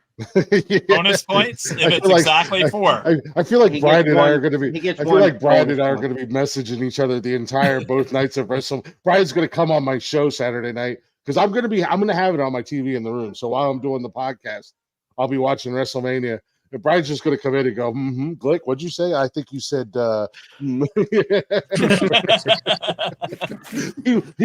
everybody wants to take this title from me. 29-time champion, bro. Well, we'll see. All right, next up is street fight. Easily take that championship away from you. Bryce, you have not gone first. No, that's who I have next. Yeah. Bryce is gonna go first then. Oh yeah, this match right here. Yeah. Man, this is a tough one right here. I almost forgot this one got added to the card like last. That was a last second ad. Yeah, last Friday it was added. I can see. I don't really know with this one. I'm gonna go with Karrion Kross AOP So just because of the fact that man, the way I don't know what they're doing with Bobby and the Street Profits, but they're killing all momentum that they got going whatsoever. Even if it was a situation where like it was like a 1 week we one up you, and the next we one up you, it's just been Karrion Kross and them just been beating these boys to shit week after week. I don't know. Like I said, this ain't a match that I'll be interested in watching. This will probably be a piss break match for me. I really don't think anything exciting is going to happen during this match. This is just a filler match. I agree with Bryce. It's going to be go grab another drink, go grab a snack, go take a piss, go take a shit. I don't know. This is going to kill 10 minutes. Go take a shit. This was just one of those. Oh shit, we got room. So I agree with this is going to be boring. It'll be the heels going over. Well, who's the heels in this? It's AOP. It's AOP in this one, I think. Final Testament is what they're called. Final Testament. Right. And, it's AOP. They're always going to be AOP. Everybody's got a new name these days. They can't keep up with the same shit no more. Well, no, I mean, their whole group is called the Final Testament. AOP is AOP, but with them all together, it's, they're called, like Bobby Lashley and the Street Profits is called the Pride. Huh. Terrible fucking name. Terrible. Terrible fucking name. Glick, I'm guessing you're going with Final Testament too. Right? Hey, put your mic down. Put your mic it's not down. your podcast. Right. You have to. Put I'm talking to Cash too. Sorry, he's asking me questions over here as we're talking. So sometimes I'm talking and I'm not talking to you guys. I'm talking to him. Man, God, I would love for AOP and I love Karrion Kross. I think he's a great character. Just a minute. You like Dexter Loomis. I think they're great characters. But at the end of the day, unfortunately, AOP never really got a big push last time. I kind of forgot they were even around until they brought them back again. Mm-hmm. And I think this is going to be the beginning of, Bobby Lashley and the Street Profits with whatever they're doing here with this pride thing. I think this is Pride Parade. Lion Pride, Black Pride, Gay Pride, whatever it is. I think this is going to be that momentum swing for them. And whatever they're trying to do with them, it's going to be that push. I don't want to say this, but I am going to go Bobby and Street Profits. I'm hoping that it's the Final Testament, but I don't think it's going to be them. And if we're making picks to take a win, you can't pick who you like. You got to pick what's going to happen. Yeah. It's bottom line.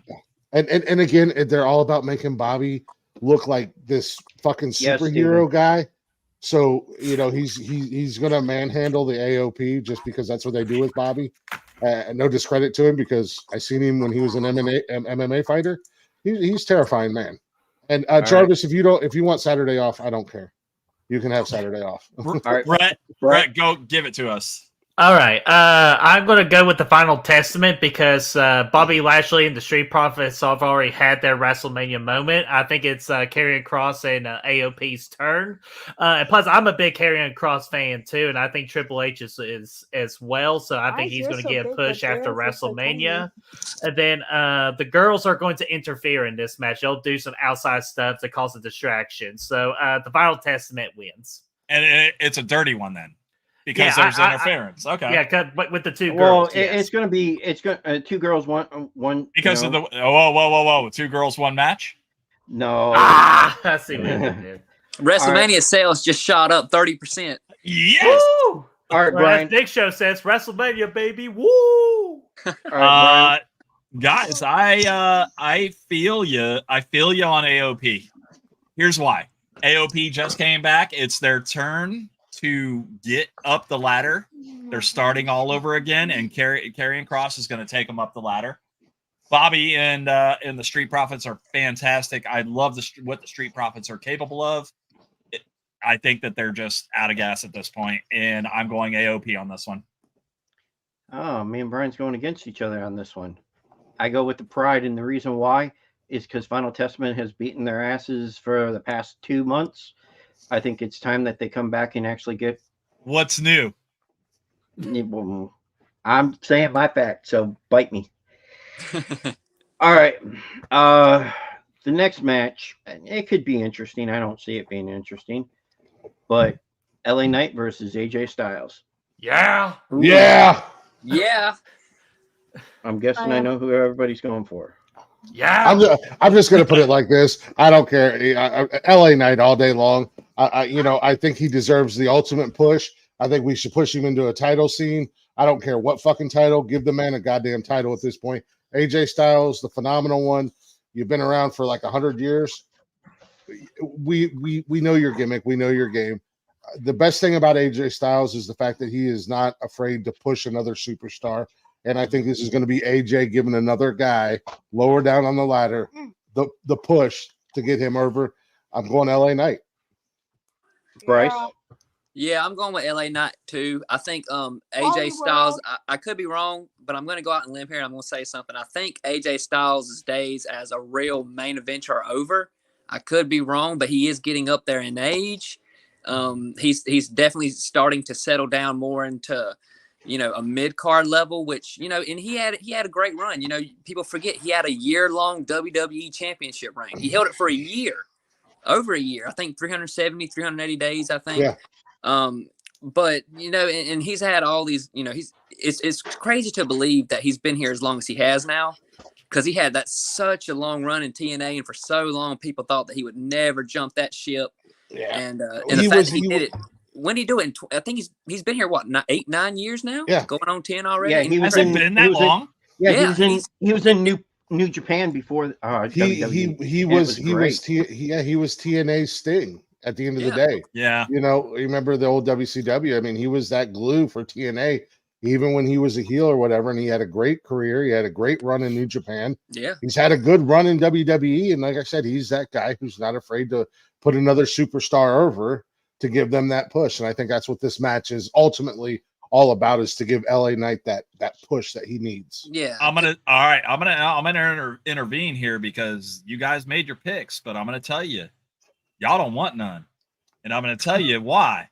AJ Styles is going to win this match. They will feud. These guys are going to go back and forth for a little bit. That's how he's going to put LA Knight over. Oh, they're going to have a feud that goes past WrestleMania, regardless of who wins. I think that this is how I think that AJ wins this match. LA Knight is pissed off. He gets to that point where he's just like at that, hey, listen, something's got to give stage in his career. And he goes after AJ, and they just go back and forth on it, man. I'm telling you. That's where I'm going with it. So that was my pick. I apologize if I butted anybody, but go ahead. I'm guessing Bryce is going with Knight also. Yeah. Yeah, he went with Knight. He went with LA Knight. Yeah. I don't know why I didn't put that down. All right, mine. I'm going with LA Knight because he has the hot hand. Yep. Mm-hmm. I think AJ it's his last contract that he is signing. He's going to retire after this contract is over. That's what Not a he chance. says. That's what he says because he wants to be with his family more. Mm. He could become a part-timer, but I think he's on his way down. So on the way out, he's going to put over LA Knight. What do you got, Brett? Definitely going LA Knight here, but I still wish, though, that this should have been LA Knight winning the United States title from Logan Paul. If they're doing Kevin Owens versus Randy Orton in a singles match, because that could have been a lot of fun. But I understand what they did because Randy wants a big spot, and he's talked on Logan Paul's podcast about working with each other. That's why they went the way they did. But I agree. This is going to be AJ Styles putting over LA Knight, and this is where we're going to try to get LA Knight right back into the main event picture. So I think we're all going to know whose game this is, what everybody's saying. Yeah. LA Knight. All right, next match. Yeah, LA Knight all day. The next match is going to be an interesting match. I really do. And I got a thing that, any which way, is the U.S. title match. And you notice I have you guys perfectly over Logan Paul's face because I could care less on, as long as his ass gets beat, I could care less who wins this match. Okay, well, Brian, let's go ahead and go first since you got some opinion. Or Mark. I will. Brian's going first. I want RKOs for days. RKOs for days. So I am going with Randy Orton. I love KO, and he's a great wrestler. He's just not. He's just not the. Because he's gonna bring out the brass knuckles and knock them both out. Hey, no. Tell him. No, Cash is wrong. Cash is wrong. Tell Cash to stop because he's giving away stuff.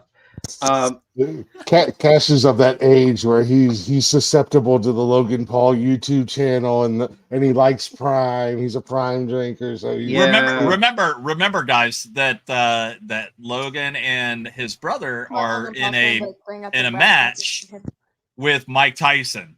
Okay, no, only no, his no, brother. No, Logan and Jake are both in a match with Mike Tyson. So no, he's not. Oh, I can only hope so because that would be a fair fight for the Paul brothers if they had 2-on-1 advantage on Tyson. RKO. Tyson is going to. All right, Glick, your turn. This is really tough for me because I know Randy's getting up there in age. I can't stand Logan Paul. He's going to lose. I'm with you, Mark. I think he's going to lose. This is tough for me. I love Randy Orton. He's getting up there in age. I would love to see him have another run, another title. He's been fighting injuries. But much like my man Sammy, I feel like Kevin Owens doesn't always get the respect that he deserves. So for me, I'm throwing the wild card out there, and it's fight Owens fight. This guy, KO all day, baby. Brett? It's like Glig, it's like your kid said about Logan Paul with the brass knucks, because your kid is absolutely correct. We're gonna get RKOs, we're gonna get stunners, but lastly, we're gonna get brass knuckles to everybody. And plus, here's the deal too: the Prime logo is gonna be in the ring, and that's the first time in WWE that they're gonna have an advertising in the ring. They could put they're not. logo. I know they could have easily picked the bear logo. I agree, but they're not gonna let Logan Paul lose the match for the first logo of his logo, his company. It's not going to happen. Logan Paul wins with the brass knuckles. He wins with the knuckles. Wins with the knuckles. I'm putting it down. Brass knuckles. No, and KSI, you can throw another one. KSI is going to interfere in that match because he got RKO'd by Randy Orton, and he's going to try to get somewhat revenge. Instead, he's going to get RKO'd again. KSI is going to interfere. He's going to get an RKO. He's going to get a stunner. He's probably going to be wearing the stupid. That's Prime when the brass costume. knucks are going to come into play after that. Yeah. He's probably going to be wearing the stupid Prime mascot outfit and everything. Because that's all you are now, KSI. You're just a mascot. All right, Bryce. All right, so I'm going to start off by saying I can't stand Logan Paul. I really can't. I really, really can't. But shouldn't have been a wrestler. Well, he picked it up great. Liked him. Here's the thing. I didn't have a problem with him. I thought the whole you guys know the Suicide Forest thing that really got him in a lot of heat and a lot of fire. That really changed a lot of people's opinions on him. Which I mean, he was already an asshole beforehand. You know, Mhm. that's what he got famous for doing. You know, being Yeah. an ass. But with that being said, as much as I dislike him, I got a feeling he's going to pull this out because Randy and Kevin are playing too close buddy. And at one point, when you're playing buddy, at some point it's going to come to a boiling point. Only one person can win. At some point, they're going to have to go at each other, and Logan is going to use that as a way to get this win. You can't really say it's going to be dirty because it is a triple threat. There's no rules. So, I mean, you know, dirty. It's not a triple threat or any match that doesn't have rules. You can't really call it. Yeah, you can't call it dirty. Yeah. Yeah. Brass knuckles for extra points. You know, Yes, you want them or no? I'm gonna say no. I'm gonna say no. No, Hold on. Okay. Wait. Brass knuckles will be introduced. I don't think they will be used. I don't think Logan Paul will use the brass knucks. Hey, Somebody can use them. okay. Yeah. That's a good point. That's a I good think point. they're going to be Hold on. introduced, but it's Hold going on. to be my man KO that's going to use No, them. I don't think so. And here's the reason why. I believe that Randy's going to go over, and I actually have this wrote down. I've had it wrote down for a week. And Cash is right. Randy Orton is going to Dad. use the brass knuckles What's that he gonna has in happen? his pants, that he's had quite a few times. Randy gonna with the finally- knucks. Yes. That's right. He never let go of them. He's had them this whole time. That's right. That's right. Nobody And thought Bryce- about that, huh? Yeah, good paying And Bryce- attention. You're right. Hey Bryce, to go with your thing real quick about Uh-huh. Randy Orton and Kevin Owens falling apart, I Yeah. think that actually starts tomorrow night on SmackDown on the KO show because that's their guest is Hey, Randy yeah. Orton, and I bet that's when that'll start. And I will say this, and kind of piggyback on what Bryce said. Logan Paul stepped into this world, and I think we all were like, "This is a joke. This is gonna. What is he doing?" But he is actually surprisingly really entertaining. Awesome. Really entertaining. He's great in the ring. He's had great some on the awesome on the mic, which is unobvious. But he's had some good moments already. I mean, hell, what was that Royal Rumble where him and KO from one side of the ring to they were Ricochet. No. Ricochet. Ricochet. Yeah, Ricochet. And they did that. I mean, he's had great moments. So the guy is good in the ring. But Good match with Roman. Yeah, he had that a was great great. match with Roman. My favorite spot from him so far, the spot that impressed me was when he took, what was it, the Spanish Fly and Money in the Bank through the two tables. Oh, yes. And almost broke his Oh, neck. God. Now that Yeah. I earned a lot of respect for him because you got to have, I mean, a professional wrestler or not, you got to have balls to tell someone, hey, throw me, you know, let's do a flip outside the ring through two tables, you know, and for him to come in and be like, yeah, let's do that. And it's funny because he even came on his podcast and said he screwed it up. Like the way he was standing on the ropes, he screwed it up, but he was able to balance himself just enough to get it off. But it almost was disaster. But he earned some respect from me with that. Now that was really cool. Yeah, no, he's definitely put in the work, like Brian said. Mexican Brian, not to be confused with Florida Brian. But yeah, you got to give him respect where respect's due. He's not taking this lightly. It's not a joke to him. He wants to be a wrestler, and it shows. I just think that with his brother's upcoming fight with Tyson, he's going to take some time away from WWE, and he's going to drop the title. You know, Logan Paul is another. You want to believe this or not, but he's another part timer. He doesn't wrestle. He did a lot. re-sign a contract. He did resign a contract where he's going to work more dates. Right. Well, right now I consider him a part timer Do because he's not That's there all fair. the time. Do y'all remember on Smack? I think it was SmackDown like a month ago where he went to the back and that's what he was saying. He was like, "Yeah, everyone's calling me a part timer. I want a match. He's been asking for more matches backstage. I don't know if y'all seen that segment or not, where he was asking for more matches. So hopefully, I'm hoping he changes my mind. I mean, he's a great wrestler, great on the mic. He needs to be there more. Yeah, but I think if he's there more, with the way that they love factions nowadays in wrestling, I could almost see him with his brother. Well, I don't know if Jake will. I don't know if Jake will. I see Jake doing it at least once and trying for the tag title. But I could see him form it because they all three kind of have this cocky attitude and smugness about them. I could see him, Waller, and Austin Theory doing something. Oh yeah, together. they already have a mix. Friendship. Yeah, and I think it would be fun to watch those three do something together at the end of the day. I think it would be very entertaining. All right, on to the next match, and Let's get there. This is for a woman's title. Oh, this one's Hey, easy. Dad, there's a pen in your pocket. All right, since it's Oh, I was easy, looking for that. Bryce, go. Bailey's gonna win. I feel like Io's title reign has been nothing. I feel like there's been no substance whatsoever to go with her title reign. No, no push to go along with it. Nothing. I mean, she went from being a mid carder to a mid carder holding a world title. I mean, I feel like she won the world title and nothing changed whatsoever. She only wrestles maybe once a month too. Yeah, she doesn't. Yeah. She barely defends the title. Which I will say, I remember when Rhea first won last year. You know, she went through the same thing for a while. She wasn't defending it as much, and people were saying, and then she started defending it more.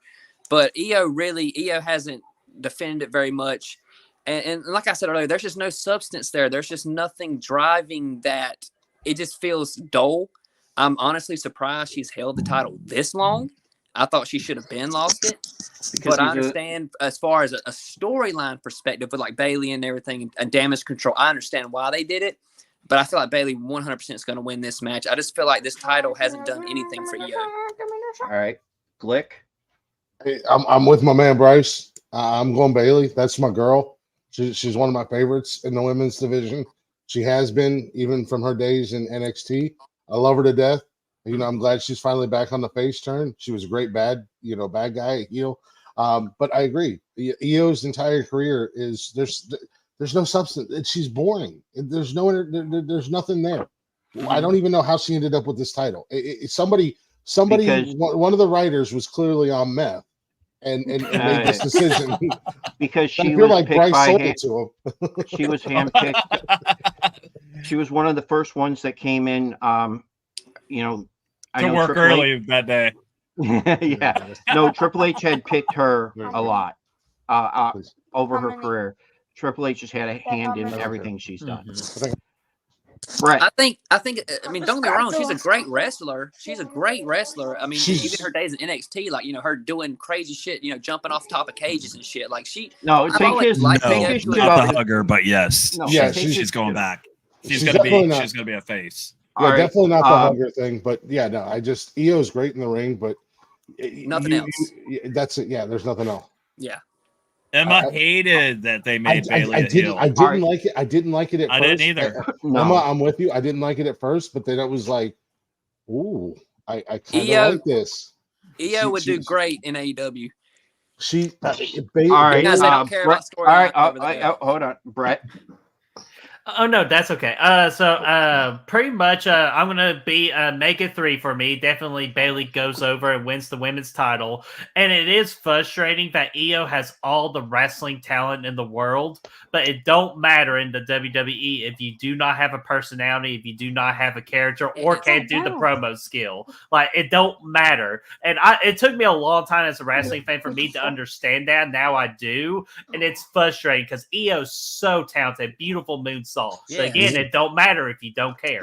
I mean, look at some of the biggest names in wrestling. I mean, through history. Hell, that's how LA Knight got over. He's just probably a generic wrestler, but his personality is what got him over. It's charisma. I mean, Mm-hmm. I mean, they were literally going to fire John Cena when they did that whole rapping gimmick. Exactly. And it freaking blew up, and it was just like, and John Cena ran with it, and then he became the face for how many years? Mm-hmm. Long time. Exactly. All right, Brian. Guys, I am on board with the Bailey, and I want to say that she goes face. Unfortunately, I think when she gets the belt, she's already making that face move. But I think that she stays in the interim of being that heel because the division needs it. Quite honestly, you think she'll kind of teeter, like ride the line? I think that she's going to ride the line. The hugger's not coming back. I think that something is coming where she's going to be excited to be the champion again for probably a month or two. You know what I mean? So do you think it'll be a heel? It'll be like a heel turn, like a Drew McIntyre heel turn. It's going to be like a Stone Cold. Bunch of valid points. It's going to be a Stone Cold turn. I think I think that they go for the Stone Cold turn on this. You know, I agree with Mark on that part. That's where I'm at with it. Here's what I think. I think I'm going to go with what everybody else said. Bailey is going to win. I think that damage control is going to be the reason why Bailey wins, because they're going to interfere and do something where Io loses it. But the interesting part is I'm doing this just for fact, or just because I want to put that out there. I think when Bailey comes out, you're going to see the the flying, yeah, Yeah, the the- marketing Wacky with the air inflatable tube. man. the inflatable wavy air guys. yeah. I think to get a bigger pop, I think those come out and bam. Well, She's going to you be know, she is going to be a heel or a face going forward. mhm. But I just don't think I think Io chases the title to get her better. I Yeah, think and damage control absolutely 100% interferes, and I think this is where Bailey gets even bigger push as becoming the champion. Is that Bailey single handedly is going to just discard damage control, even though they've had their way with everybody in the women's division on SmackDown. Bailey's going to just discard each one of those individuals, and then go on to win the title, and that's going to give her that bigger push as the women's champion. yeah, Now- until now it's Tiffy time, because I think Bailey's going to be a transitional champion for Tiffany Stratton, because she's going to get a major push after WrestleMania. Oh, yeah. I think she's going to win Probably. the I Money see in the that happening. Bank and beat Bailey at SummerSlam for the title. Should Now- we extra Possibility. points for the lead pipe? Oh my god! Do you want me to put it next to your name? Yeah, put extra points. I think the lead pipe will come into play. Oh god! Lead pipe comes into play. Hey, you know what we're not talking about though? What if this is a laydown match? Oh, No, if it's a no, twist where Bailey's What? You don't I don't- think I that don't- the NWO No, I do not think. women's I don't version? I don't think that they do it because I don't think anybody wants to see that. Not at a Mania pay-per-view. Bro, I would lose my ever living mind. I'm telling you. I think Wow. WWE is better than that. That was Okay. that was one of those super low moments at the end of WCW, and I think WWE, despite their ups and downs and recycled storylines and I mean, Austin Theory being the new John Cena. I mean, they look alike. They kind of have the same presence, whatnot. I think that's one thing that I just don't see. They did that once before. Remember with HBK? Hunter and Michaels. Yeah, Hunter and Michaels. He touched them, fell on the ground, but that was because they wanted them to go against each other, and Michaels couldn't hold all the belts, so that's what they did. And that was a good, and like that was good. Like that was different. Good. That was this to do the whole NWO thing, it would be terrible, especially on night 2, because Sunday night's always been the Mania, always been the big pay-per-view night. So yeah, that would just be very bad in WWE to do a laydown match. Well, let's hope that the writers have something in store for all of us. Yeah, I think this will be just it's going to be an interference, but I think it's going to be the damage control screwing it up for Io. Now, gentlemen, and I use that word loosely, Glick. I take that as a compliment. Just Glick, though. Everybody else, we like you. I take that as a compliment. Thank you. All right, we come to the main event. May I go first? May I go first on this? Because fuck no, because I don't want to hear your shit. I got a lot to say. No, I'm good. No. I'm actually going first this time. Ooh. No, I'm not worried about stepping on your toes. Here we go. Yeah, that's the reason why. All right. Since I said it was Bloodline 1, I'm sticking with that. They are interfering. Most people are saying that, or all you guys are saying the same thing, that if Bloodline wins, people are going to come out to save Cody. Well, I think only one person is going to come out. And I originally, I would have loved to have had it any which way. I would love to have had, his own brother come out. No, his own brother. But you would have to do a deal with AEW, and I just don't see it happening. That's the one with the championship. I could see John Cena coming out to help because of what happened with the Bloodline. But to me, I think Cody wins because he has somebody in his back pocket that you haven't seen in a long while. and his name's Brock Lesnar. Comes out and Okay. helps him. Shit. No way. I think Shit. so. He You're is going back Cody. with WWE. To let you know, Brock is So- back with the WWE. However, So Mark, your pick was? I pick Cody with Brock Lesnar's help. this match, I'm going Cody, but this match single-handedly is going to bring down the building, and it's going to be one of those top tier, top 3 WrestleMania moments of all time. Brock Lesnar is coming back. There's no doubt in my mind about that. However, Tony Khan has already given Dustin permission To be at to be at WrestleMania. at the Hall of Fame, but I don't Yeah. think he's allowed to be on Backstage. camera. Well, that's where it gets fuzzy. There were other wrestlers that were on camera because there was permission. However, No, not in WWE. They will not put any other wrestler unless they have a working relationship with them. They will not put them on camera. However, I do think Dustin is going to be involved. It will not be Gold Dust. It will be Dustin Reynolds, the natural. He will come out. But I think at the end of the day, the end all be all, and you guys can tell me I'm wrong, and I'm going to be so mad at WrestleMania if I'm wrong about this. But there's going to come a pivotal time in the match where The Rock is putting the boots to Cody's ass, and that fucking glass is going to break. And the roof is coming off of that fucking building, and Stone Cold is coming out and putting the beat down on Rock like he ain't never done before. Oh, I think the Rock is going to end up splitting from the bloodline during this match. I think the glass. Yeah, I think the glass is going to break. That's going to be the biggest WrestleMania moment of all time. Stone Cold coming back in this match and putting the boots to The Rock. The glass is going to break. The beer is going to be pouring, and Cody's going to be holding that title high at the end of the day, because it is his time to finish the story. WWE, WWF, whatever, has screwed the Rhodes family for so long, and Triple H wants to make that right, and he's going to make sure the American Nightmare, Cody Rhodes, walks away your new champion. So do you think this is going to be on the same level as when Daniel Bryan won? Or I think it's going to be bigger than Daniel Bryan winning. I agree. I think Cody Rhodes winning the undisputed Universal Championship, whatever the hell you want to call it, this is going to be one of the, if not the biggest moment in WrestleMania ever. And they're not holding back. They're bringing Dustin in. They're bringing Stone Cold. They're bringing Brock. They're bringing the goddamn Von Erich. So you just seen show up on AEW not too long ago. I mean, they're pulling out all the stops.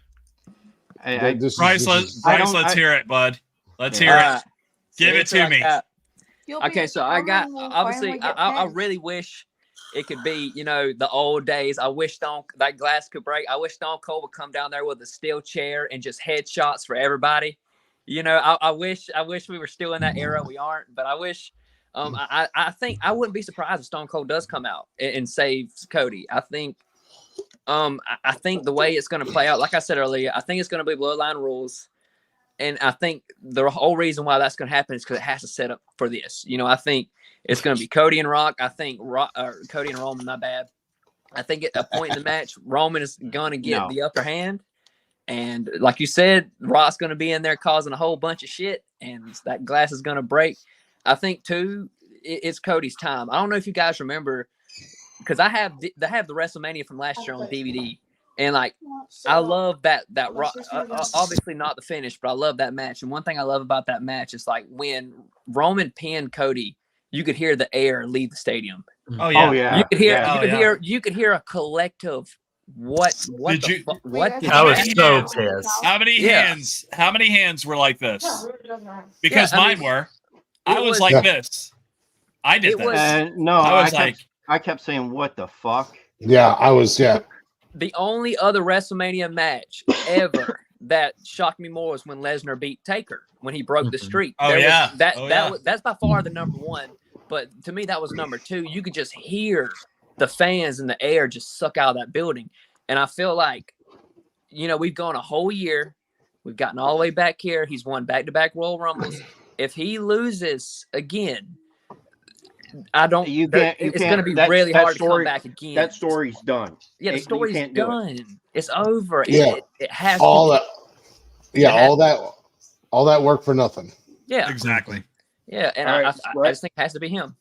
But So yeah, Bryce, you got Cody. You got Cody. Do you got run-ins? You got what do you got? Yeah.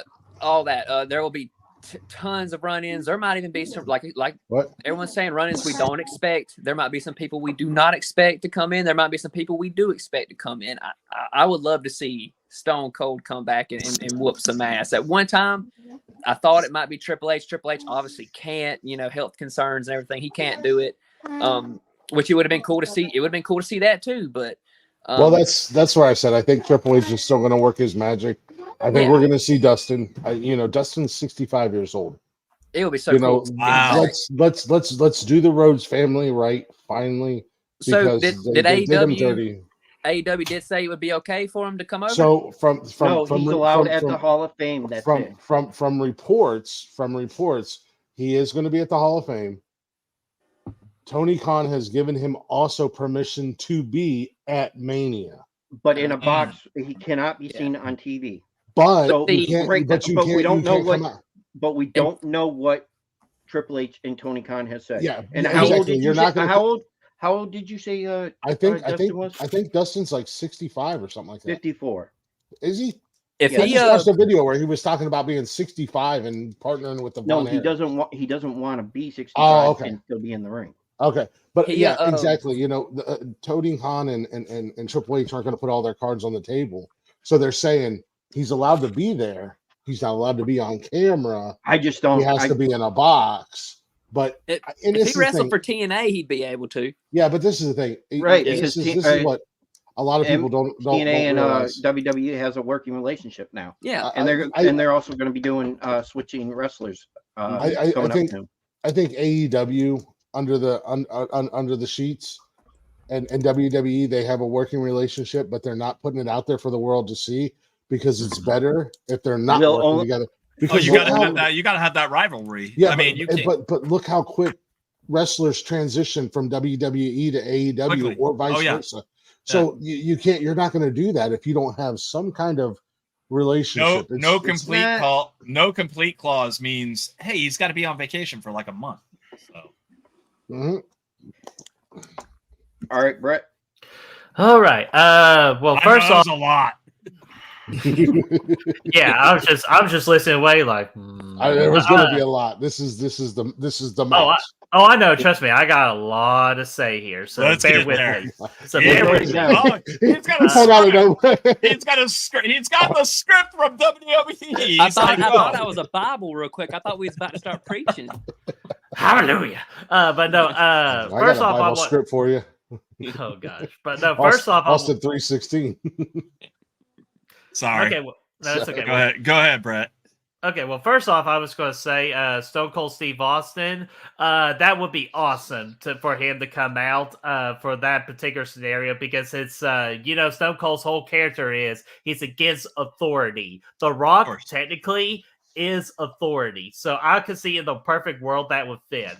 However, I will go back to me. What I always believe in wrestling is I'm a traditionalist. So that's why, again, I picked Cody and Seth to win the tag team match because Cody has to beat Roman Reigns clean. To beat the guy, you got to win that match clean. You can't really have like the Avengers Assemble type scenario. It sounds like what y'all are predicting is for the Avengers scenario to happen, and that would be awesome. But I think for Cody Rhodes to be the guy in the company, in the world, you can't have him just like win like with help. He has to win on his own. And that I'm a big believer in that as a traditional wrestling fan on that. So I don't think we'll get that, but I'm going to go with my prediction. I think of what is right for the company. Cody does beat Roman Reigns by himself. No help needed. Plus, that's the story too. Roman has had help time and time again. What the best way to finish Cody Rhodes' story is he finally gets that one-on-one match with Roman Reigns. No interference.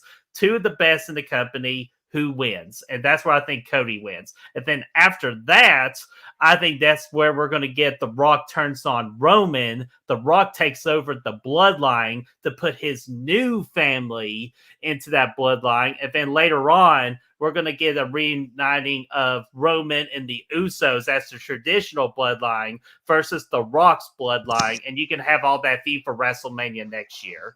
That's my prediction. And it just pretty much finishes Roman's story, too. This year's all about Cody's story. Next year, we're going to finish Roman's 4 or 5 year long story of the bloodline, the greatest story in wrestling's ever told. And it will end with the final boss. Everybody thinks the final boss is going to be with Cody Rhodes and all that. I don't think so. I think that's just a blindness there. I think the final boss is technically for Roman Reigns to conquer. Okay, I could agree with that if it's a one-on-one. The only reason why I say that Brock Lesnar comes down, that's to stop the bloodline from doing anything stupid. Yeah, Cody and Brock have that relationship too after SummerSlam, so I could see that if that were the case. But I see the Rock. I see the Rock turning on Roman, and the Rock doing the babyface, and it'll be at SummerSlam when they take on each other after the Rock is done with his movie. Yeah. All right, so Brett, you're saying that Cody wins and he wins clean. Yep. Yeah, no interference. No interference, and I do agree. I forgot who said it, but I agree that Cody's story is going to get a bigger. It's going to get a bigger reaction than the Daniel Bryan winning, because Daniel Bryan happened within months. Cody Rhodes, it's been a 2-year build story of him finishing the story, and I think it'll have a bigger payoff. Yeah. Because the tension just keeps building and building and building, and it's at a boiling point now. Mm-hmm. And I agree, if Cody loses this match, which, oh my gosh, everybody will quit watching WWE, but if he loses this match, there's no coming back from it. So we're finally finishing the story. Guys, I just got a message from someone, and they said this show is so good that we should do more like this. Awesome. You're welcome. So, hey, did your wife tell you that? Wrestling. I want to thank everyone, but I didn't make my pick yet. No, I was about to say, Brian, it's your turn. Listen, we talked about something earlier, and it was Jimmy versus Jay, and I told you guys that stuff's going to fall apart on night 1. Okay, night 2, The Rock, the Usos, the Solo Sikoas. The new family. They are not going to have a good time at night 2 of WrestleMania, because Cody is going to put the crossroads to Roman Reigns over and over and over again. And he's going to win 1, 2, 3 with the bloodline doing their thing, where they are feuding outside the ring, on the side of the ring, in the back of the locker room. I think that this is where we start to see The Rock goes back to being the face. And here's what I'm looking for. I'm looking for that logo with the Brahma Bull. When the eyes are blue, he's a good guy. When it's red, he's a bad guy. Let's go with it. How many crossroads for bonus points, Brian? 3. He's getting 3. Yeah. No, 3. and here's why I was going to say 3, because last year it was supposed to be 3. So stopped them. Mark and I are saying 4. 3. 4. I'm going to say 3. I'm going from the only reason why I'm saying 3 is like what Brett said. He did 3 last year. He was going to do 3 last year, but Solo stopped him. I hope that he finishes the story. I hope that the story for Cody Rhodes ends here. But then, I don't know how you guys feel about this, but 3 months from now, Cody's going to be a bad guy. I don't think so. I don't see him going to be a bad guy. Yeah. I think if he does it, it won't be until close to next year's WrestleMania. Yeah, I was gonna if say, he holds the title that long. It'll be next year's WrestleMania. I don't think Cody's gonna go heel anytime soon. There's no reason for it. There's no rhyme or reason. There's no build up. There's no lead onto it. I think this is going to be a full on face Cody move. I think. And Brian from Texas. I can't wait for him to be in the Hall of Fame or Mhm. inducted, but I don't think it should have been Roman Reigns that inducted. I don't Nah. think so either, It guys. should have Let me ask you a been CM question. Punk. I listen, Sandman, Sandman, Tommy Tommy Dreamer. Dreamer. Tommy These Dreamer is guys. the one that I say. CM No, Punk. because No, I agree CM with Punk. CM Punk. Well, yes, because he was a Paul Heyman guy for But a it should have been all those guys. Those everyone from ECW should have ECW should have shown up. That's what Yeah. I was just gonna say. The Flock should have shown up. Yeah, it should have been a full-on ECW type. I agree with reunion. that. Those guys inducting. RVD could have done it, stuff like that. I think that's, but that could be, I don't know, but I think that somebody from ECW should have done it, not Roman Reigns. And I mean, you could even go back even further. You could have had Medusa do it. You could have had Stone Cold should have done it, because when Stone Cold got introduced to ECW, he did not work for ECW as a wrestler. No, he was he was just a guest from WCW because he got fired by Eric Bischoff. Right. Well, I mean, look at all the careers that Heyman has. Paul Heyman has been he's a fucking genius. He's probably one of the best guys to ever be in the wrestling industry. As far as making names, creating names, writing stories, pushing storylines. He's great on the. You give that man a microphone, and you love to hate the guy. When he grabs a microphone, you can't stand him, but you're going to be glued to the television until he's done talking. Ladies and gentlemen, it should have been Cesaro, the real Paul Heyman guy. Is Paul Heyman. Listen, he's an absolute genius. You're absolutely right. He's created a bunch of careers and elevated those careers. Do you guys know how he got his start? Paul Heyman? Little piece of history here. How did he get his start? Paul Heyman was a journalist, and he was sneaking into the wrestling shows. Yeah, he was. And I watched this documentary. Yeah, Jim Cornette told that story. I read the fantastic, bro. Yeah, he went up to Vince Sr. and said, "I'm just here to photograph your wrestlers." And then all of a sudden, the man ended up with a fucking job, bro. How the fuck? Yep. I want to be that guy. All right, Brian. Hold up. We got to do one other thing before we let these guys go, too. Okay. All right, Brett. Since you are the newest one that on our show, these two have already done stuff for us. Normally, we ask our guests to introduce our next guest for next week. Okay. Next week's guest.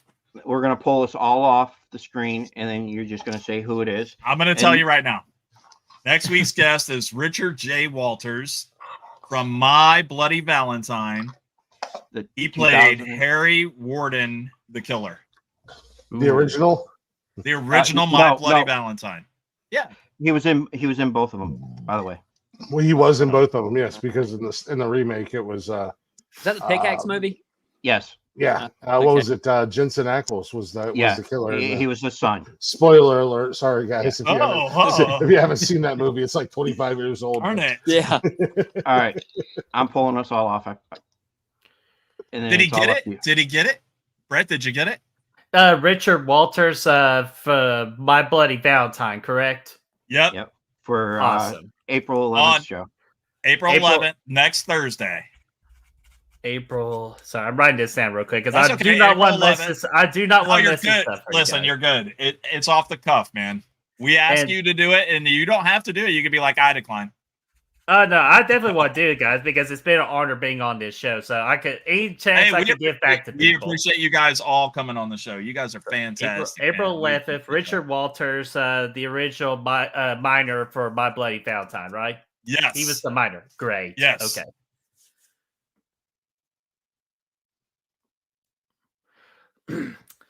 All right, guys. Next week, we got the Talking Shttt's got a very special guest of Richard Walters, who played the original minor from My Bloody Valentine. That show is going to be on April the 11th, so that will be on Thursday of next week. Good job. Excellent. Thank you. Excellent. Excellent. Thank you. Excellent. And quick Bravo. question, if you don't mind me to ask, what's everybody's favorite WrestleMania match of all time? Mine, I got to see it live, so it's not Hogan versus Andre. It was Savage versus the Dragon. Oh, you're so It was a lucky. great match. It was a great match. I got Hell of a to match, see dude. WrestleMania 3, and I got to see WrestleMania 24, where Flair got retired. Oh, you're so great lucky. match. Great WrestleMania. God, that was a great match too. Damn. So I went to good. 27 and 32, so I'm incredibly jealous. Yeah. Oh, 27 was a dumpster fire. Oh, it was the worst WrestleMania of all time. Yeah. I'm an Attitude Era baby, and I'm gonna say The Rock and Stone Cold. I got to. I have to. I love WrestleMania 15. I love it. Love it. Is that 15 or 17? I think it was like 17. The one with Mike Tyson. They fought, Attitude, yes. Yeah. They fought With Mike 15, Tyson. 17, and 19. Oh. They fought a lot. Yeah, but But they fought in 3 WrestleManias. 15 and 17 were the main event, and 19, I think they were the match. With Tyson was 17. It was Stone Cold's first title reign. Yeah. So, my favorite WrestleMania match of all time is Kurt Angle versus Shawn Michaels at WrestleMania 21. Ooh, that's a good one. It's such a classic. And I want to bring an honorable mention because technically it's WrestleMania weekend. My all-time favorite wrestling match happened on WrestleMania weekend for New Orleans, TakeOver New Orleans at NXT. And that is the unsanctioned match between Johnny Gargano versus Tommaso Ciampa. That was a great match. My favorite wrestling match of all time happened on WrestleMania weekend, but that doesn't count. So it is going to be Shawn Michaels versus Kurt Angle. Oh, can I go? I want to. It's your turn. Get my it, Bryce. My favorite. Okay, so wrestling match. Brian. I'm actually 100% with you. Stone Cold and Rock, WrestleMania 17. Awesome. With Edge and Christian, the Dudley Boys and Hardys, close. Oh second. yeah. A hell of a match. Oh yeah. But now, as far as my favorite WrestleMania, this is bias. I believe WrestleMania 17 probably is the greatest WrestleMania ever. But if we're talking about biasness, my personal favorite WrestleMania to me was 23. Because being such a huge Taker fan, listen, I was such a huge Taker fan, but he hadn't been world champion in years. Right. And he had been so close. He was the dead man, and he finally got the world title shot. And Batista was such a threat to the streak. And then okay, so you got that. Then let's talk about Cena and Michaels. They had a hell of a match. And then you just go up and down that card. Taker versus HBK. The first and second match that they did, those were awesome. I mean, it's hard to just to pinpoint one, but what started me off with my favorite match was Steamboat versus Macho Man. I mean, that was one hell of a clinic that they put on that day. And I was there, what he's talking about right there. I was there when me and my buddy went, and when they played that song, Ain't No Grave, and we looked at each other like, oh shit, they changed the song. And then I got back home watching the event, and then they replaced it. I'm like, oh, you gotta keep. Wait, here's the thing. That's not the first time they faced, though. People forget they also faced at WrestleMania 17. They faced three times at WrestleMania. They faced 3 times at WrestleMania. Look, you don't have a favorite one, do you? Come on, I know you got one. Come on, you got a favorite match. Favorite match, favorite Mania. I'm with Macho Man Ricky the Dragon. Man, that was a great match. All the Stone Cold Rock matches were great. I've always been a Stone Cold guy. I've never been a Rock fan. I don't like the Rock in any way, shape, and or form. I loved watching Stone Cold be Stone Cold. But in the Hardys and Edge and Christian and the TLC match with the Dudleys, that was great. But all the TLC matches are fucking fantastic. I got it. That HBK Ric Flair match, that retirement match. Yeah, I was a grown ass man, and I wept like a baby.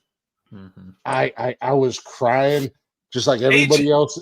HBK wept like a baby. He said, "I'm sorry." I was crying right along with HBK. No, come on, no. He said, "Fuck you, Ric Flair." No, that was Batista. Yeah. Oh, yeah. I love that match, but I think 2 of my all time favorites was the ladder match between HBK and the bad guy. Because I love Razor Ramon. Oh, Such a Razor. great Chico, match. yeah, That was a revolutionary match. That Yeah, match I was love awesome. So Razor. every Razor. ladder match after could run. Razor Ramon is in my top 5 or my top favorite wrestlers. Yes. I love the bad guy, Chico, man. I love that dude. But also, I think one that kind of flies under the radar and a lot of people forget about, not the Ultimate Warrior versus Hulk Hogan, but Ultimate Warrior versus Macho Man Randy Savage. The retirement match. Yes. Yeah. And that was an amazing match. Yes. And it really showed off both of those guys because that was one of those matches. Because and again, Ultimate Warrior is one of my top wrestlers of all time. As a little Glick, as a little Sasquatch. There's pictures of me for like 3 years in a row for Halloween. I was Ultimate Warrior. But you know, he was always known as a guy that didn't have much in the tank. He would get winded real quick. But Macho Man elevated the Ultimate Warrior to a whole nother level in that match. That's probably one of my favorite matches from the Ultimate Warrior with Macho Man. That was a great match. And what happened after that match too, with the reuniting of Macho Man and Elizabeth too? A great WrestleMania moment. So that's a great pick. Yes. Guys, we ask you all every time we didn't show, ask them for an hour. I'll tell you that. We always ask for at least an hour of your time. You guys have been super humble. Brett, thank you for coming on the show and giving us more than an hour. Hey, I could go 3 more hours if you want to. I love wrestling. I love wrestling. Brett, I followed you guys on YouTube. Give us a follow back and feel free to message me, and so I will be honored to do that. Yeah, feel free to join us. You're poaching my guest now, huh? Yeah, Saturday nights. Saturday nights on Nonsensical Nonsense, we do an open door challenge. We dropped the link. Fuck you, Bryce, because you don't ever respond to anybody because you're too big. Bro, Saturday's is drinking day, bro. But Saturday's a stream night is what it is. I'm on Twitch Saturdays. Saturdays we do a 6-hour You need show. 2 phones. Yeah, I definitely need 2 phones. Gotta get 2 phones. Nonsensical Nonsense does a 6-hour show on Saturday nights. Glick, thank you, and nonsensical. Thank you, guys. Thank you, and Nonsensical Nonsense for bringing your personality to the show as well. We First do and appreciate foremost, you. acknowledge me and call me by my right name. Hold up. Wait a minute. If you're gonna go that route, Mark has something for you. Acknowledge us first. I'm still the champ, bitches. Thank you again. And Bryce, thank you as always. You know you're a part of this family, and I don't know why you're not co-hosting Talking Shttt with either Mark or me. You take your pick. Pick me. I can flip a coin. Oh damn! I lose all the time. But you know you're a part of this family, and we absolutely fucking love you. And guys, we want you all to shout out your links, your bios. Not all at the same time. Not all at the same time. We'll start over here with Brett. Brett, Bryce, ready? 1, 2, 3. Everybody just shout it out at the same time. Where can our viewers find you? All right. Well, I am one half of Good Real Hunting, and it's pretty much it. It's Good Real Hunting, where we hunt for the good reels, so you do not have to.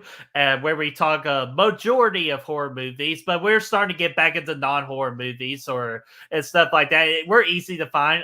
Social medias, Facebook, Instagram, Twitter, Letterboxd. And our descriptions too are in our description below or are in our description when you look on YouTube as well. So you can easily find us. You can message me. I'll guide you in the right direction. But Good Real Hunting is the first great place to start.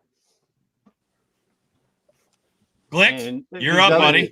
You should let Bryce go. Hold up, wait. If you don't know where to find these two at the bottom, then you haven't been watching the show.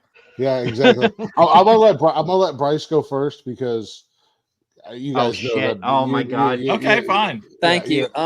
Okay, so my name is Bryce, and I'm a recovering alcoholic. Oh wait, this ain't the right. We're in the wrong. I'm sorry, we're wrong meeting. He's also, wait a minute. No, you were supposed to be on Men Caring for Men a couple weeks ago, but your kid got sick, so you know. Bryce is also a meth addict, and he's married I gotta to make his up sister. for it. This is my makeup time. Y'all just let me talk. You can find me anywhere. All you can go to Facebook, TikTok, YouTube, Instagram, any app that has social media, any social media app you can find me on. All you gotta do is go search up Bryce Tucker. My name should pop up. I know it pops up on Facebook because I'm verified and stuff. And then you can find me on Twitch, and I have a gaming YouTube channel by the name of Bryce Patty. So I have a gamer name. That's my gamer name, y'all. Bryce Patty. I basically, if you won't know how to spell it, all it is rice patty with a B in front of it. The Y with an I. Bro, we've been trying to get you on Call of Duty, but you don't want to play with us. You must be like... I hate Call of Duty. Oh, see? I knew Can't it. stand it. I like... No. Look, Call of Duty Black Ops 2, favorite game. It don't get no better than that. It hasn't been better since. Hey, Jaravici hates Call of Duty too. To the left, Brian. Can't stand it. I don't. To the left, become, to the left. Easy. He's going to rage quit now. the fucking chat. So motherfuckers are jumping over houses and shit now. And it's like, Yes. what is this? Like, we got jetpacks and No, shit. What happened to that's in boots on the Fortnite. ground? Get it right. That's like I'm playing rated M for mature Fortnite. That's what it feels like. You got to play. It's free for the next 3 days. Yeah. Jump on, play with me, Mark, Glick, and Jaravici. Night, buddy. I'll And- Twitch it. Y'all cool if I Twitch it? I don't give a shit. Yeah. I'm terrible I at don't the care. game. Hey, Well, you yeah, should get- I have to see about downloading it then. I need to get it. You I'll- said it's free for 3 more days? It's free Yeah, for the for weekend. 3 days. So download the it now. weekend. It takes 2 days to download. So Oh, Right. geez. Well, that's only if they have shitty Xbox like yours. shut up. Oh, no, I got, listen, I got, Hey, I got hold up, wait a Xbox minute. One X. Brian, has yours downloaded yet? shut up, you. If you're putting it on Twitch, I'm letting Stacy play. She plays Bryce, better than him. Bryce, you Twitch it, I'll Twitch it. All right. Yeah, we could do. We Oh could hell, Twitch we it could do together. it. We could do. Yeah, we three. can do a 3-way. Yeah, Whoa, threesome. Yeah. Whoa. Not that way. It would Not technically that be a tight, foursome. you sick You know, it would puppy. technically be a Yeah. foursome. There's 4 of us. I'm like, Yeah, that Hey, can cause quite a twitch, all right. I call dibs on Bryce. Hey, Glick, you're I am honored. hey, Glick, you got a little show. What's it called again? Hey, you know, I host a few little shows. Not big. They're nothing important. I am nonsensical nonsense. I mean, there are other guys there, but they don't matter. I can do the show without them. Fuck you, Jeff. Fuck you, Connor. No, I do host Nonsensical Nonsense Wednesdays and Saturday nights. Saturday nights, it is an open door challenge. So we have a lot of fun on Saturday nights. It does go about 6 hours, and anybody who wants to join in is welcome to. Monday nights, I also host Men Caring for Men. It's a men's mental health show. And as Mark likes to tell me all the time, I came in here for a reason tonight. Oh no! I was going to let you do that. I was actually waiting for you to do that. But I do encourage all men to check out Monday nights, 7 p.m. All the shows are 7 p.m. Except for Friday nights. But I do encourage all men to check out Monday nights. It is a men's mental health show. Recently, we teamed up with our guys Mark and Brian. I'm not going to mention any names, but somebody Bryce else was a no-show. Somebody else was supposed to be a part of that show. It rhymes with Bryce Lesnar. But I do encourage all men to watch the show. Women watch the show as well. And I encourage any man who wants to come up on the show, let me know, and we would gladly bring you up. Next Monday, we have a very good friend of mine from social media, Blazing Blasphemer. He's going to come on. He kind of disappeared from social media and just came back up. He's dealing with a lot of things, so we're looking forward to talking to him and chit-chatting with him on Monday night. We're also partnering up with these guys again at the end of May. That's what I was going to say. We have 2 dates set, and we're going to do a 2-part show. It's going to start on our show on May 24th, and then we're going to come back on May 27th, and it's going to be on Men Caring for Men. It's going to be a military show. We're going to get our vets. Yeah, we're going to get our vets together. I can't wait for that one. That one's going to be interesting because we might not have the same. We're going to have a core of the same vets, but when they start out, some of them may not be able to make it to the Monday. But we already have people in line for that one too. Yep. And Mark and I are going to. We're not actually hosting, but Mark and I are going to co-host. We're just going to be there. Yeah, we're just going to be there. We're going to call ourselves the host of both of those shows, but we're just going to be there. But on Friday nights, the first and third Friday of every month, I do Glick's House of Music. And I'm super excited for tomorrow night, guys. I have a very good friend of mine. I call him a brother of mine. I wanted him to be my first guest on this show. I know who this is. Our guy, my guy, Rock Lee of EDM Rock Combat, is coming on tomorrow night. We're going to talk about his career, how he started, where he's been, where he's going. We're going to be playing TikTok clips, YouTube clip, music videos. It's going to be a good time. This is the ultimate direction of where I want to go with the music show. Is bringing up, and I think it's also going to sway. And Bryce, this might be in your world.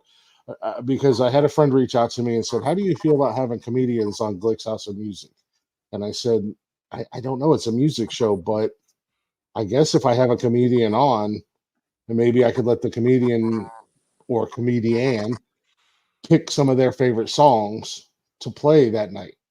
Oh, dude, I'm a Fuck, he's I'm doing it I'm again. Dinosaur, dude. No. I'm everything. Great. He's music. poaching. He's trying to poach our guests I'm not again. poaching Bryce. I'm saying Bryce is a comedian. Did he I'm just say he's a music dinosaur?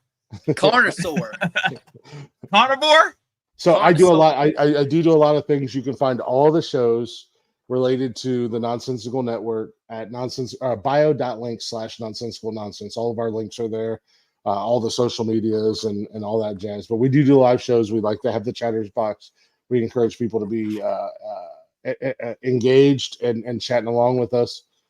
Hey, yeah, Bryce can rap his jokes. He can be like a hip hop artist. We're still trying to get his ass on our show to do that stand up he promised us a year ago. God, how mad are you going to be? Year and a half by now. Oh, how mad are you guys going been on to here a be? year? you guys will be fine. Hey, listen. How mad are you going to be if I get hold- Bryce on the show Yeah, on a fuck you. Saturday night and I Yeah, give him 10 Gentlemen. minutes? Gentlemen, listen. It's been real. It's been fun. It ain't been real fun. No, I'm just fucking with you. I love you guys. Thank you all for everything that you have done. And thank you all for losing to me on tonight's picks. I hope that you guys tune in after WrestleMania when we crown the champ, the real champ. The We need 30 to, time. Hey, that's my line. I'm the good real We hunting. need a- I'm the real champ. I We see need you to do a over there. recap show. We should do a recap show. Like I once it's all agree. over, I'll get back together and talk about how it played out. I agree. What do you want to do? What do we got? We got a Thursday show. We got we have- Thursday. Maybe Nonsensical Nonsense can host that one. Yeah, you know what? The On Wednesday after Wednesday. Wednesday after WrestleMania. Wednesday after Wrestlemania? Yeah. Who's in? Raise I'm your in. hand. I'm in. Right. I'll give. Right? Let me Come on. double check. Let me double Okay. check. You could I'll give- acknowledge that I'll be there next I'll Wednesday. give. I'll give. Whoa. Nonsensical Nonsense. We'll host. I'll give the guys the night off because they're not wrestling fans, and you guys we'll come back together and we'll do a WrestleMania recap. That'd be fantastic, dude. I love it. that's I love perfect. Yeah, I love it. All right. Wednesday after WrestleMania. Wednesday after WrestleMania. That is what day? Wednesday. The 10th. The 10th. April 10th. We know it's a Wednesday. Well, you asked what Hold day up, it hold was. up, You wait, didn't ask the wait. date. Okay. So our show is 3 hours. Oh, it's a Wednesday. I can't give the guys the night off because that Wednesday is technically our 3-year anniversary. That's your anniversary. However, we're celebrating our anniversary the Saturday night after. But I want the guys to be there for a little bit, so maybe we'll do the recap, and then I'll tell the guys if you want to bug out after we do the whole anniversary stuff. You know, just to like say happy anniversary. What time are we on? 7 p.m. 7. 7:30. good with that? 7:30. Can we 7:30. can we split the difference? Everybody go to 7:30. 7:30 is fine with me. Okay. So Wednesday the I gotta 10th. get We'll do. home. I gotta get home. That's the problem. Okay. No, we'll do 7:30. We'll do Wednesday the 10th, 7:30, a WrestleMania recap. Brett's in. Bryce is in. Yes. Brian's absolutely. in. Mark is in. Are you ready? I said the guys who didn't like wrestling, Jarvis, you're allowed to be there. You're a part of the goddamn show. If you don't want to be there, Jeff and Connor don't like wrestling. So if they want to leave, they can leave. God damn. To the left, Jarvis. All right, guys. Thank you all so very much. We do appreciate you. We're gonna cut you guys loose and let you go do your thing. I think Glick's got to go pee. He's been very restless over there, He swaying said back he's and gonna forth. go. He's got to go. He said he's got to go play Call of Duty. You got no, I'll be Twitch streaming tonight. If any of you guys are any of you old heads are still up around 11:30, 12, you can come to Twitch and watch me tonight. I'm restless because what you guys don't understand is I made different arrangements for your show tonight, specifically for you guys. So you guys can't say I don't love you, two sons of bitches. I'm in my living room. Hold on, wait a minute. We already know that you like us because you already told us that you want us to become part of your network when you I started. do want you guys to be a part of my network. So, but I am literally sitting on my living room floor doing this show. So both of my feet are asleep. My legs are asleep. Yeah, see, I couldn't do that. As soon as I sat on the floor, my body would just go. I now know what it feels like to be Christopher Reeves. Right. You know what I damn. should have What, did? too soon? Too soon? That wasn't right. What's that, Bryce? We got close to that. Damn. I want to change my name from Bryce Lesnar to Jericho's non-disclosure. Oh. That's what I should have came in here as, Jericho's non-disclosure. Nice. Oh my god. All right, boys. All right. I'm going to drop you off the screen one by one. Glick, you're first. Thank you Love so you guys. much, Thank you. Chris. We love you. Brett, thank you so much for showing up and being a part of this show. Anytime you would like us on your show, just give us a holler. And trust me, I'm always waiting for the right opportunity. When that right opportunity comes, I will love to have you guys on. And anytime you need me, always message me. Okay. We'll hit you up. Thank you so much, Brett. Buddy? Yeah, man. I think you just got to take over the show. It's your show. Hey, listen, I got an idea. So, you remember how I said I was going to start doing podcasts? Yeah. Yeah. This is it. I got a few people coming up. However, I would be honored, and it would not be right if I didn't do this anyway. I would love for you two to be my first guest. Absolutely. Absolutely. And I will not have a show until you guys are my first. We'll talk about details and stuff later once we figure out like dates and get all that set up. But I was thinking something just a little different. Can I show you? Yes, please. There it is. There it is. It's Brian. No. Anytime we'd like to welcome you to Talking Shit. Anytime that you want to, come help be one of the co-hosts, you can. We have no problem. Tell you, if there's ever a week one of y'all are sick or one of y'all can't make it, let me know. I'll fill in. I'll even shave my head. I'll come in looking like Brian. And yeah, I won't do that. Let's see how me bullshit. See, that looks good too. That looks good. See, now I gotta see facial hair. That's where me and him come together. Yeah, see, it's taken me like 40 something years to grow this. So Dude, any which way. All throughout high school, all I could grow was this mustache. And I look like such a pervert. Yes, I look like such a pervert. It wasn't until I was 21, 22 when all this other stuff finally started to come in. All right. You're going to the green room. Thanks, Bryce. Thank you, guys. It was amazing. See y'all. Thank you very much. Yeah. So Mark, what do you think about the show tonight? Oh, I hope we win. I want to see that sticker over that so much. I have to win. I have to beat Chris. I'm sorry. I have to beat Glick. Once I beat Glick, I think you did pretty good. A lot of us had the same answer. Yep. Just a few of the extras. But I mean, oh, fuck you. Oh man. So there we go, guys. We have the picks in for WrestleMania 40. If you are willing to come in and watch us next Wednesday, we will be on a little show called Nonsensical Nonsense. And you can find their link on our Facebook page. It is anywhere you find your podcast, Nonsensical Nonsense. It's huge. It's a long word. I'll post it up real quick. It's this guy talking shit about us. It's this guy right here. I got your little show. Ha ha ha. If you can spell out that whole thing right there, you're good to go. Nonsensical Nonsense Podcast. We'll be live. They got a great show. Absolutely. They got a good show. Their host Jeff is absolutely fantastic, bro. Even Jeff, the pyramid team running some bitch. And then we'll be back here next Thursday. with our guest, Richard Walters.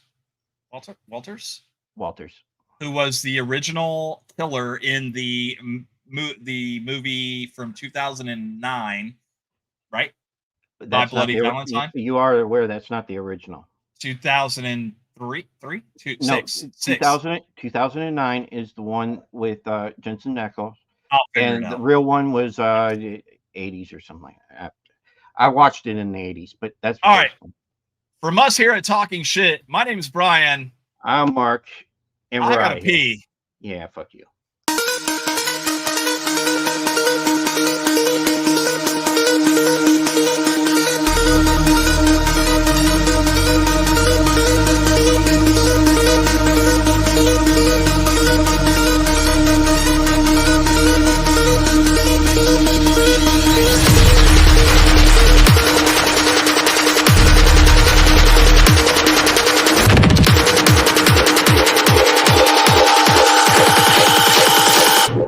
Bitch, I'm in the